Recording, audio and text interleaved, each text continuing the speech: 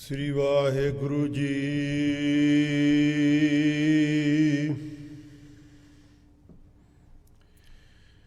ਸ੍ਰੀ ਨਾਨਕ ਪਾਦ ਪੰਕਜ ਬੰਦਨ, ਪਾਦ ਪੰਕਜ ਬੰਦਨ। ਸਿਮਰਉ ਅੰਗਦ ਦੁਖ ਨਿਕੰਦਨ,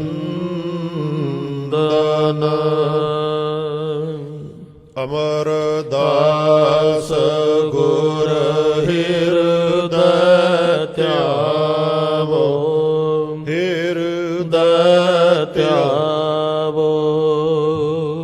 ਸ੍ਰੀ ਗੁਰੂ ਰਾਮਦਾਸ ਗੁਣ ਗਾਵੋ, ਸ੍ਰੀ ਅਰਜਨ ਬੇਗਨਨ ਕੇ ਨਾਸਕ, ਬੇਗਨਨ ਕੇ ਨਾਸਕ। ਹਰ ਗੋਬਿੰਦ ਸੋਭ ਸੁਮਤ ਪ੍ਰਕਾਸ਼ਕ, ਸ੍ਰੀ ਹਰਿ ਰਾਏ ਨਮੋ ਕਰ ਜੋਰੀ, ਨਮੋ ਕਰ ਜੋਰੀ। ਗੁਰ ਹਰਿ ਕ੍ਰਿਸ਼ਨ ਮਨਾਏ ਬਹੋਰੀ,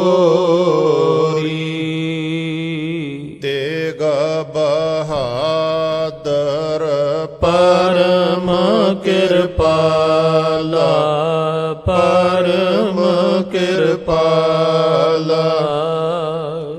ਸ੍ਰੀ ਗੁਰੂ ਗੋਬਿੰਦ ਸਿੰਘ ਬਿਸਾਲਾ,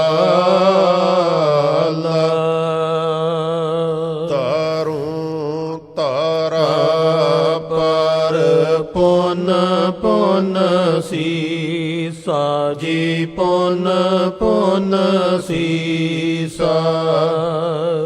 ਬੰਧੋਂ ਬਾਰ ਬਾਰ ਜਗਦੀਸ਼ਾ, ਜਿਸ ਮਹਿ ਅੰਮ੍ਰਿਤ ਗਿਆਨ ਹੈ, ਮਾਣਕ ਭਗਤ ਵੈਰਾਗ। ਗੁਰੂ ਗ੍ਰੰਥ ਸਾਹਿਬ ਉਦਦ, ਬੰਦੋਂ ਕਰ ਅਨੁਰਾਗ। ਕਹਾਂ ਬੁੱਧ ਪ੍ਰਭ ਤੁਛ ਹਮਾਰੀ, ਵਰਨ ਸਕੈ ਮਹਿਮਾ ਜੋ ਤਿਹਾਰੀ। ਹਮ ਨ ਸਗਤ ਕਰ ਸਿਫਤ ਤੁਮਾਰੀ,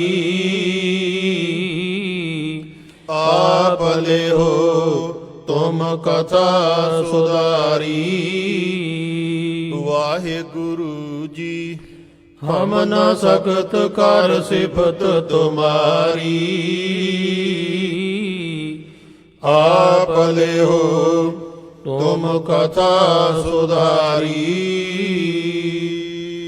ਸਤਨਾਮ ਸ੍ਰੀ ਵਾਹਿਗੁਰੂ ਸਾਹਿਬ ਜੀ। ਰਾਖਿਓ ਰੋਕ ਚੜ੍ਹਨ ਨਹਿ ਦਇਓ,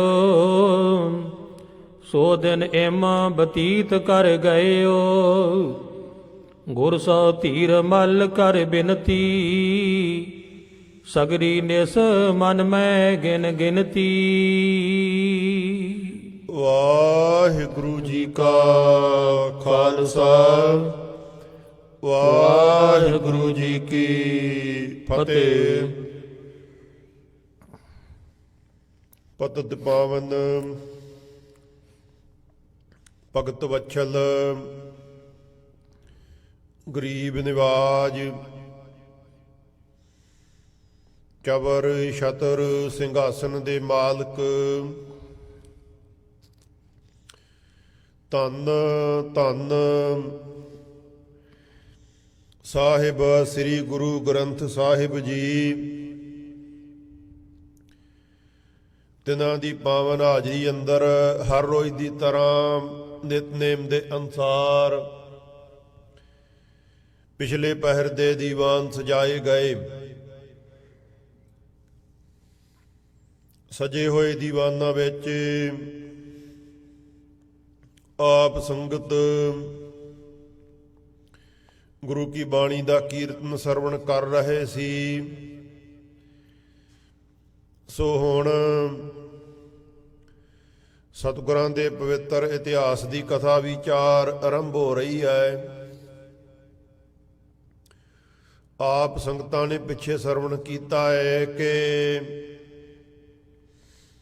ਸ੍ਰੀ ਗੁਰੂ ਤੇਗ ਬਹਾਦਰ ਸਾਹਿਬ ਜੀ ਮਹਾਰਾਜ ਜਦੋਂ ਬਾਬੇ ਬਕਾਲੇ ਨੂੰ ਤਿਆਗ ਕਰਕੇ ਬਿਆਸਾ ਦਰਿਆ ਤੇ ਪੁੱਜੇ, ਉਸ ਮੌਕੇ ਮਗਰੋਂ ਇੱਕ ਸਿੱਖ ਸ੍ਰੀ ਗੁਰੂ ਗ੍ਰੰਥ ਸਾਹਿਬ ਜੀ ਮਹਾਰਾਜ ਦਾ ਸਰੂਪ ਲੈ ਕਰਕੇ ਆ ਰਿਹਾ ਸੀ। ਪੁੱਛਣ ਤੋਂ ਦੱਸਿਆ ਕਿ ਇਹ ਉਹੀ ਸਰੂਪ ਹੈ ਜੋ ਧੀਰਮਲ ਦੇ ਕੋਲ ਧੀਰਮਲ ਸੇਵਾ ਸੰਭਾਲ ਕਰਦਾ ਸੀ ਔਰ ਸ੍ਰੀ ਗੁਰੂ ਅਰਜਨ ਸਾਹਿਬ ਜੀ ਮਹਾਰਾਜ ਨੇ ਭਾਈ ਗੁਰਦਾਸ ਨੂੰ ਲਿਖਾਰੀ ਲਾ ਕੇ ਲਿਖਵਾਇਆ ਸੀ। ਮਹਾਰਾਜ ਕਹਿਣ ਲੱਗੇ ਵੀ ਇਹ ਧੀਰਮਲ ਦੇ ਕੋਲ ਸਰੂਪ ਪਹੁੰਚਾਉਣਾ ਕਰੋ। ਸਿੱਖਾਂ ਨੇ ਸਤਿਗੁਰਾਂ ਨੂੰ ਬੇਨਤੀ ਕੀਤੀ, ਮਹਾਰਾਜ ਅਸੀਂ ਨਹੀਂ ਧੀਰਮਲ ਦੇ ਕੋਲ ਜਾਣਾ ਚਾਹੁੰਦੇ, ਆਪ ਕਿਰਪਾ ਕਰੋ। ਜਦੋਂ ਦਰਿਆ ਪਾਰ ਕੀਤਾ, ਕਰਤਾਰਪੁਰ ਦਾ ਇੱਕ ਆਦਮੀ ਸੀ, ਉਹਨੇ ਵੀ ਸਤਿਗੁਰਾਂ ਦੇ ਨਾਲ ਹੀ ਬੇੜੀ ਵਿੱਚ ਬੈਠ ਕਰਕੇ ਸਫ਼ਰ ਕੀਤਾ। ਸਤਿਗੁਰਾਂ ਨੇ ਪੁੱਛਣ ਤੇ ਉਹਨੇ ਦੱਸਿਆ ਕਿ ਮੈਂ ਕਰਤਾਰਪੁਰ ਦੇ ਰਹਿਣ ਵਾਲਾ ਹਾਂ, ਹੁਣ ਕਰਤਾਰਪੁਰ ਨੂੰ ਜਾ ਰਿਹਾ ਹਾਂ। ਸਤਿਗੁਰਾਂ ਨੇ ਕਿਹਾ ਭਈ ਸਾਡਾ ਇੱਕ ਕਾਰਜ ਹੈ, ਉੱਥੇ ਧੀਰਮਲ ਨੂੰ ਜਾ ਕਰਕੇ ਸਾਡੇ ਵੱਲੋਂ ਸੁਨੇਹਾ ਦੇਈ ਕਿ ਧੀਰਮਲ ਜੋ ਸਿੱਖਾਂ ਨੇ ਤੇਰੇ ਕੋਲੋਂ ਸਰੂਪ ਲੈ ਲਿਆ ਹੈ, ਉਹਨੂੰ ਅਸੀਂ ਦਰਿਆ ਦੀ ਭੇਟਾ ਕਰ ਚੱਲੇ ਹਾਂ। ਤੂੰ ਦਰਿਆ ਦੇ ਕੋਲੋਂ ਆ ਕਰਕੇ ਸਰੂਪ ਪ੍ਰਾਪਤ ਕਰ ਲਵੀਂ। ਇਸ ਤਰ੍ਹਾਂ ਸਤਿਗੁਰਾਂ ਨੇ ਉਸ ਸਿੱਖ ਨੂੰ ਵਚਨ ਕਹਿ ਕਰਕੇ ਔਰ ਜੋ ਸਰੂਪ ਸੀ ਉਹ ਦਰਿਆ ਦੀ ਭੇਟਾ ਕਰ ਦਿੱਤਾ ਹੈ, ਦਰਿਆ ਦੇ ਵਿੱਚ ਟਿਕਾ ਦੇਣਾ ਕੀਤਾ ਹੈ। ਉਹ ਸਿੱਖ ਸਤਿਗੁਰਾਂ ਦਾ ਸੁਨੇਹਾ ਔਰ ਸਤਿਗੁਰਾਂ ਨੇ ਜੋ ਕਿਰਤ ਕੀਤੀ ਵੇਖ ਕੇ ਬੜਾ ਹੈਰਾਨ ਹੋਇਆ ਕਿ ਕਿੰਨੀ ਦੁਰਲੱਭ ਵਸਤੂ ਸੀ। ਸਤਿਗੁਰਾਂ ਨੇ ਦਰਿਆ ਦੀ ਭੇਟਾ ਕਰ ਦਿੱਤੀ ਹੈ। ਜੇ ਤੇ ਸਰੂਪ ਸਹੀ ਸਲਾਮਤ ਧੀਰਮਲ ਨੂੰ ਪ੍ਰਾਪਤ ਹੋ ਗਿਆ, ਫਿਰ ਤੇ ਮੈਂ ਜਾਣਾਂਗਾ ਕਿ ਸ੍ਰੀ ਗੁਰੂ ਤੇਗ ਬਹਾਦਰ ਸਾਹਿਬ ਜੀ ਕਰਾਮਾਤ ਦੇ ਬੜੇ ਧਨੀ ਨੇ, ਕਰਾਮਾਤ ਦੇ ਮਾਲਕ ਨੇ। ਸ੍ਰੀ ਗੁਰੂ ਨਾਨਕ ਸਾਹਿਬ ਜੀ ਮਹਾਰਾਜ ਦਾ ਇਹ ਸਰੂਪ ਨੇ। ਜੇ ਸਰੂਪ ਜੋ ਹੈ ਨਾ ਪ੍ਰਾਪਤ ਹੋਇਆ ਜਾਂ ਪਾਣੀ ਵਿੱਚ ਰਹਿਣ ਦਾ ਕਰਕੇ ਸਰੂਪ ਦੇ ਪਤਰੇ ਗਲ ਗਏ, ਅੱਖਰ ਹੀ ਨਾ ਸਾਬਤ ਰਹਿ ਸਕੇ, ਤੇ ਫੇਰ ਤੇ ਬੜੀ ਵੱਡੀ ਦੁਰਲੱਭ ਵਸਤੂ ਇਹਨਾਂ ਨੇ ਐਵੇਂ ਹੀ ਗਵਾ ਦਿੱਤੀ ਹੈ। ਇਸ ਤਰ੍ਹਾਂ ਵਿਚਾਰਾਂ ਕਰਦਾ ਉਹ ਕਰਤਾਰਪੁਰ ਸਾਹਿਬ ਦੇ ਵਿੱਚ ਆਇਆ ਹੈ ਔਰ ਸਾਰਿਆਂ ਤੋਂ ਪਹਿਲਾਂ ਧੀਰਮਲ ਦੇ ਕੋਲ ਗਿਆ, ਆਪਣੇ ਘਰ ਨਹੀਂ ਚੱਲ ਕਰਕੇ ਗਿਆ। ਧੀਰਮਲ ਨੂੰ ਜਾ ਕਰਕੇ ਮਿਲਿਆ, ਗੁਰੂ ਜਾਣ ਕੇ ਨਮਸਕਾਰ ਕੀਤੀ ਹੈ, ਸੁਨੇਹਾ ਦਿੱਤਾ ਹੈ ਕਿ ਅੱਜ ਬਿਆਸਾ ਦਰਿਆ ਤੇ ਤੁਹਾਡੇ ਚਾਚਾ ਸ੍ਰੀ ਤੇਗ ਬਹਾਦਰ ਸਾਹਿਬ ਜੀ ਮਿਲੇ ਸਨ। ਉਹਨਾਂ ਨੇ ਸੁਨੇਹਾ ਦਿੱਤਾ ਹੈ ਕਿ ਜਿਹੜਾ ਤੇਰੇ ਕੋਲੋਂ ਸਰੂਪ ਸਿੱਖ ਲੈ ਗਏ ਸੀ, ਅਸੀਂ ਦਰਿਆ ਦੀ ਭੇਟਾ ਕਰ ਚੱਲੇ ਹਾਂ, ਦਰਿਆ ਵਿੱਚੋਂ ਆ ਕਰਕੇ ਪ੍ਰਾਪਤ ਕਰ ਲਈ। ਇਹ ਮੈਂ ਸੁਨੇਹਾ ਲੈ ਕਰਕੇ ਬੜੀ ਕਾਹਲੀ ਦੇ ਨਾਲ ਤੁਹਾਡੇ ਕੋਲ ਆਇਆ ਹਾਂ। ਧੀਰਮਲ ਨੇ ਜਦੋਂ ਸੁਨੇਹਾ ਸੁਣਿਆ ਤੇ ਬੜਾ ਹੈਰਾਨ ਹੋਇਆ। ਪਹਿਲੋਂ ਇੱਕ ਵਾਰ ਖੁਸ਼ ਹੋਇਆ, ਮੁੜ ਕੇ ਹੈਰਾਨ ਹੋਇਆ ਵੀ ਦਰਿਆ ਦੇ ਵਿੱਚ ਕਿਸ ਤਰ੍ਹਾਂ, ਦਰਿਆ ਦੇ ਵਿੱਚ ਸਰੂਪ ਉਹਨਾਂ ਨੇ ਭੇਟਾ ਕਰ ਦਿੱਤਾ, ਰੱਖ ਦਿੱਤਾ ਹੈ ਦਰਿਆ ਦੇ ਵਿੱਚ, ਤੇ ਪਾਣੀ ਲੱਗਣ ਦੇ ਨਾਲ ਸਾਰੇ ਜੋ ਕਾਗਜ਼ ਦੇ ਪੱਤਰੇ ਆ ਉਹ ਗਲ ਜਾਣਗੇ। ਛੀਹਾਂ ਮਸੰਦ ਸੋਚਿਆ, ਛੀਹਾਂ ਮਸੰਦ ਮੁੜ ਕੇ ਬੋਲਿਆ, ਕਹਿੰਦਾ ਵੀ ਇਹ ਜੋ ਕਾਰਜ ਸ੍ਰੀ ਤੇਗ ਬਹਾਦਰ ਸਾਹਿਬ ਜੀ ਨੇ ਕੀਤਾ ਹੈ, ਉਹਨੂੰ ਕਿਸੇ ਨੇ ਰੋਕਿਆ ਨਾ। ਕਿੰਨੀ ਵੱਡੀ ਦੁਰਲੱਭ ਵਸਤੂ ਸੀ, ਜੇ ਸਾਡੇ ਕੋਲ ਨਹੀਂ ਸੀ ਰਹਿਣ ਦੇਣੀ ਤੇ ਆਪਣੇ ਕੋਲ ਹੀ ਰੱਖ ਲੈਂਦੇ, ਸਾਡੇ ਕੰਮੋਂ ਹੀ ਗਵਾਇਆ ਹੈ ਔਰ ਆਪਣੇ ਕੋਲ ਵੀ ਸਾਂਭ ਕਰਕੇ ਨਹੀਂ ਰੱਖਿਆ। ਬਹੁਤ ਗਲਤ ਗੱਲ ਕੀਤੀ ਹੈ। ਬੜਾ ਵੱਡਾ ਕੰਮ ਸ੍ਰੀ ਤੇਗ ਬਹਾਦਰ ਨੇ ਵਿਗਾੜ ਦਿੱਤਾ ਹੈ। ਇਹ ਹੁਣ ਕਦੀ ਵਾਸਤੇ ਸੁਧਰ ਨਹੀਂ ਸਕੇਗਾ, ਕਦੀ ਹੱਥ ਨਹੀਂ ਆ ਸਕੇਗਾ। ਧੀਰਮਲ ਕਹਿਣ ਲੱਗਾ, ਮੈਂ ਸ੍ਰੀ ਤੇਗ ਬਹਾਦਰ ਸਾਹਿਬ ਜੀ ਨੂੰ ਛੋਟੀ ਉਮਰ ਤੋਂ ਹੀ ਲੈ ਕਰਕੇ ਚੰਗੀ ਤਰ੍ਹਾਂ ਦੇ ਨਾਲ ਜਾਣਦਾ ਹੈ, ਕਿਉਂਕਿ ਸਾਡਾ ਪਰਿਵਾਰ ਇੱਕ ਹੈ। ਇਹ ਜਦੋਂ ਛੋਟੀ ਉਮਰ ਦੇ ਵਿੱਚ ਸਨ, ਇਹਨਾਂ ਨੇ ਕਦੀ ਝੂਠ ਨਹੀਂ ਸੀ ਬੋਲਿਆ, ਕਦੀ ਕਿਸੇ ਨਾਲ ਕੋਈ ਠੱਠਾ ਨਹੀਂ ਸੀ ਕੀਤਾ, ਕਦੀ ਦੁਨਿਆਵੀ ਵਸਤੂਆਂ ਦਾ ਇਹਨਾਂ ਮੋਹ ਨਹੀਂ ਸੀ ਕੀਤਾ। ਦੁਨਿਆਵੀ ਕਾਰਜਾਂ ਤੋਂ ਇਹ ਦੂਰ ਹੀ ਰਹੇ ਨੇ। ਇਹ ਇਕਾਂਤ ਵਿੱਚ ਬੈਠ ਕਰਕੇ ਪਰਮੇਸ਼ਰ ਦੇ ਗੁਣਾਂ ਨੂੰ ਗਾਉਂਦੇ ਰਹਿੰਦੇ ਸਨ।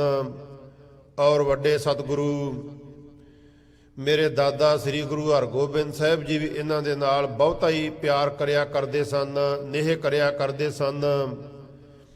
ਬਾਕੀ ਸਾਰੇ ਪੁੱਤਰਾਂ ਦੇ ਵਿੱਚੋਂ ਜਦੋਂ ਇਹ ਜਾਂਦੇ ਸੀ, ਇਹਨੂੰ ਬਾਹਾਂ ਤੋਂ ਪਕੜ ਕਰਕੇ ਤੇ ਗੋਦੀ ਵਿੱਚ ਬਿਠਾ ਲਿਆ ਕਰਦੇ ਸਨ। ਬੜਾ ਬੜਾ ਸਮਾਂ ਸਤਿਗੁਰੂ ਜੀ ਇਹਨਾਂ ਦੇ ਨਾਲ ਪ੍ਰੇਮ ਦੇ ਬਚਨ ਕਰਦੇ ਰਹਿੰਦੇ। ਇਸ ਕਰਕੇ ਮੈਨੂੰ ਉਹਨਾਂ ਦੇ ਬਚਨਾਂ ਤੇ ਯਕੀਨ ਹੈ ਕਿ ਦਰਿਆ ਦੇ ਵਿੱਚ ਜਾ ਕਰਕੇ ਇੱਕ ਵਾਰ ਜ਼ਰੂਰ ਵੇਖਣਾ ਚਾਹੀਦਾ ਹੈ, ਕਿਉਂਕਿ ਉਹ ਕਦੀ ਝੂਠ ਨਹੀਂ ਬੋਲਦੇ। ਛੀਹਾਂ ਮਸੰਦ ਕਹਿਣ ਲੱਗਾ, ਧੀਰਮਲ ਕੁਝ ਅਕਲ ਕਰ। ਜਦੋਂ ਦਰਿਆ ਉੱਤੇ ਤੂੰ ਆਪਣੇ ਆਦਮੀ ਲੈ ਕਰਕੇ ਜਾਏਗਾ, ਲੋਕ ਪੁੱਛਣਗੇ ਕੀ ਕਰ ਰਹੇ ਹੋ, ਕਹਿ ਦੇਵਾਂਗੇ ਕਿ ਅਸੀਂ ਸਰੂਪ ਦੀ ਭਾਲ ਕਰ ਰਹੇ ਹਾਂ। ਇਹਨੂੰ ਸ੍ਰੀ ਤੇਗ ਬਹਾਦਰ ਪਾਣੀ ਵਿੱਚ ਰੱਖ ਕੇ ਗਏ ਨੇ। ਲੋਕ ਤੇਰੀ ਅਕਲ ਤੇ ਵੇਖ ਕਰਕੇ ਹੱਸਣਗੇ ਕਿ ਇੱਕ ਤੇ ਮੂਰਖ ਹੈ, ਸਾਰੇ ਮੂਰਖ ਹੋ ਗਏ ਨੇ। ਦੱਸੋ ਪਾਣੀ ਵਿੱਚੋਂ ਕਿਸ ਤਰ੍ਹਾਂ ਜੋ ਕਾਗਜ਼ ਹੈ ਸਹੀ ਸਲਾਮਤ ਨਿਕਲ ਆਵੇਗਾ। ਪਹਿਲੀ ਤੇ ਗੱਲ ਛੀਹਾਂ ਮਸੰਦ ਕਹਿੰਦਾ ਸਰੂਪ ਮਿਲੇਗਾ ਹੀ ਨਹੀਂ। ਉਹ ਪਾਣੀ ਦੇ ਤੇਜ਼ ਵਹਾਅ ਦੇ ਵਿੱਚ ਕਿਸੇ ਪਾਸੇ ਰੁੜ ਗਿਆ ਹੋਵੇਗਾ। ਕਿੰਨਾ ਵੱਡਾ ਦਰਿਆ ਹੈ, ਕਿੰਨਾ ਲੰਮਾ ਚੌੜਾ ਹੈ, ਕਿੱਥੇ ਕਿੱਥੇ ਭਾਲ ਕਰਾਂਗੇ। ਇਸ ਕਰਕੇ ਆਪਣੀ ਕਿਉਂ ਤੂੰ ਸੋ ਜਸ ਜੋ ਹੈ ਉਹ ਘਟਾਉਣਾ ਚਾਹੁੰਦਾ ਹੈ, ਕਿਉਂ ਆਪਣੀ ਨਿਰਾਦਰੀ ਕਰਾਉਣਾ ਹੈ, ਕਿਉਂ ਲੋਕਾਂ ਦੀ ਮਖੌਲ ਦਾ ਪਾਤਰ ਬਣਦਾ ਹੈ। ਕੁਝ ਅਕਲ ਨੂੰ ਹੱਥ ਮਾਰ। ਦਰਿਆ ਉੱਤੇ ਜਾਣ ਦਾ ਕੋਈ ਫਾਇਦਾ ਨਹੀਂ ਹੈ। ਤੇਰੇ ਨਾਲ ਬੜੀ ਵੱਡੀ ਟਿੱਚਰ ਜੋ ਮਖੌਲ ਹੈ ਸ੍ਰੀ ਤੇਗ ਬਹਾਦਰ ਨੇ ਕੀਤਾ ਹੈ, ਉਹਦੀ ਗੱਲ ਤੂੰ ਸਮਝ ਨਹੀਂ ਸਕਿਆ। ਬਾਕੀ ਤੂੰ ਕਹਿ ਰਿਹਾ ਕਿ ਸਾਰੀਆਂ ਵਸਤੂਆਂ ਉਹਨਾਂ ਨੇ ਬਕਾਲੇ ਵਿੱਚੋਂ ਮੇਰੀਆਂ ਮੋੜ ਦਿੱਤੀਆਂ ਹੈ। ਉਹ ਵਸਤੂਆਂ ਵੀ ਉਹਦੇ ਵਿੱਚ ਗੁੱਝਾ ਭੇਦ ਛੱਪਿਆ ਹੋਇਆ ਹੈ, ਕਿਉਂਕਿ ਉਹਨਾਂ ਨੇ ਵਸਤੂਆਂ ਇਸ ਕਰਕੇ ਮੋੜੀਆਂ ਕਿ ਲੋਕ ਮੇਰਾ ਜਸ ਕਰਨ, ਕਹਿਣ ਕਿ ਇਹਨਾਂ ਨੂੰ ਕਿਸੇ ਵਸਤੂ ਦੇ ਨਾਲ ਮੋਹ ਨਹੀਂ ਹੈ, ਕਿਸੇ ਵਸਤੂ ਦੇ ਨਾਲ ਪਿਆਰ ਨਹੀਂ ਕਰਦੇ। ਬੜੇ ਵੱਡੇ ਵਿਰਾਗੀ ਤੇ ਤਿਆਗੀ ਨੇ। ਲੋਕ ਮੈਨੂੰ ਗੁਰੂ ਮੰਨਣ ਲੱਗ ਪੈਣ, ਦੂਰ ਦੂਰ ਤੋਂ ਭੇਟਾਂ ਮੇਰੇ ਕੋਲ ਆਉਣ। ਇਸ ਕਰਕੇ ਤੂੰ ਉਹਨਾਂ ਦਾ ਗੁੱਝਾ ਭੇਦ ਹੈ ਜੋ ਉਹ ਤੂੰ ਜਾਣ ਨਹੀਂ ਸਕਿਆ, ਮੈਂ ਸਾਰੀ ਗੱਲ ਜਾਣ ਲਈ ਹੈ। ਧੀਰਮਲ ਕਹਿਣ ਲੱਗਾ, ਠੀਕ ਹੈ, ਜੋ ਛੀਹੇ ਮਸੰਦ ਤੂੰ ਗੱਲ ਕਹਿ ਰਿਹਾ ਕਿਸੇ ਹੱਦ ਤੱਕ ਹੋਏਗੀ, ਪਰ ਛੋਟੀ ਉਮਰ ਤੋਂ ਲੈ ਕਰਕੇ ਹੀ ਉਹਨਾਂ ਕਦੀ ਕਿਸੇ ਦੇ ਨਾਲ ਇਸ ਤਰ੍ਹਾਂ ਠੱਠੇ ਵਾਲਾ ਮਖੌਲ ਨਹੀਂ ਕੀਤਾ। ਨਦੀ ਤੇ ਜਾ ਕਰਕੇ, ਦਰਿਆ ਤੇ ਜਾ ਕੇ ਇੱਕ ਵਾਰ ਭਾਲ ਕਰਨੀ ਚਾਹੀਦੀ ਹੈ, ਕਿਉਂਕਿ ਮੈਂ ਰੋਜ਼ ਹੀ ਸ੍ਰੀ ਗੁਰੂ ਨਾਨਕ ਸਾਹਿਬ ਜੀ ਦੇ ਅੱਗੇ ਅਰਦਾਸਾਂ ਕਰਦਾ ਰਿਹਾ ਜਦੋਂ ਦਾ ਸਰੂਪ ਉਹਨਾਂ ਦੇ ਕੋਲ ਗਿਆ ਹੈ। ਔਰ ਮਹਾਰਾਜ ਸ੍ਰੀ ਗੁਰੂ ਨਾਨਕ ਸਾਹਿਬ ਜੀ ਮਹਾਰਾਜ ਨੇ ਮੇਰੀ ਇਹ ਅਰਦਾਸ ਜੋ ਹੈ ਸੁਣੀ ਹੈ।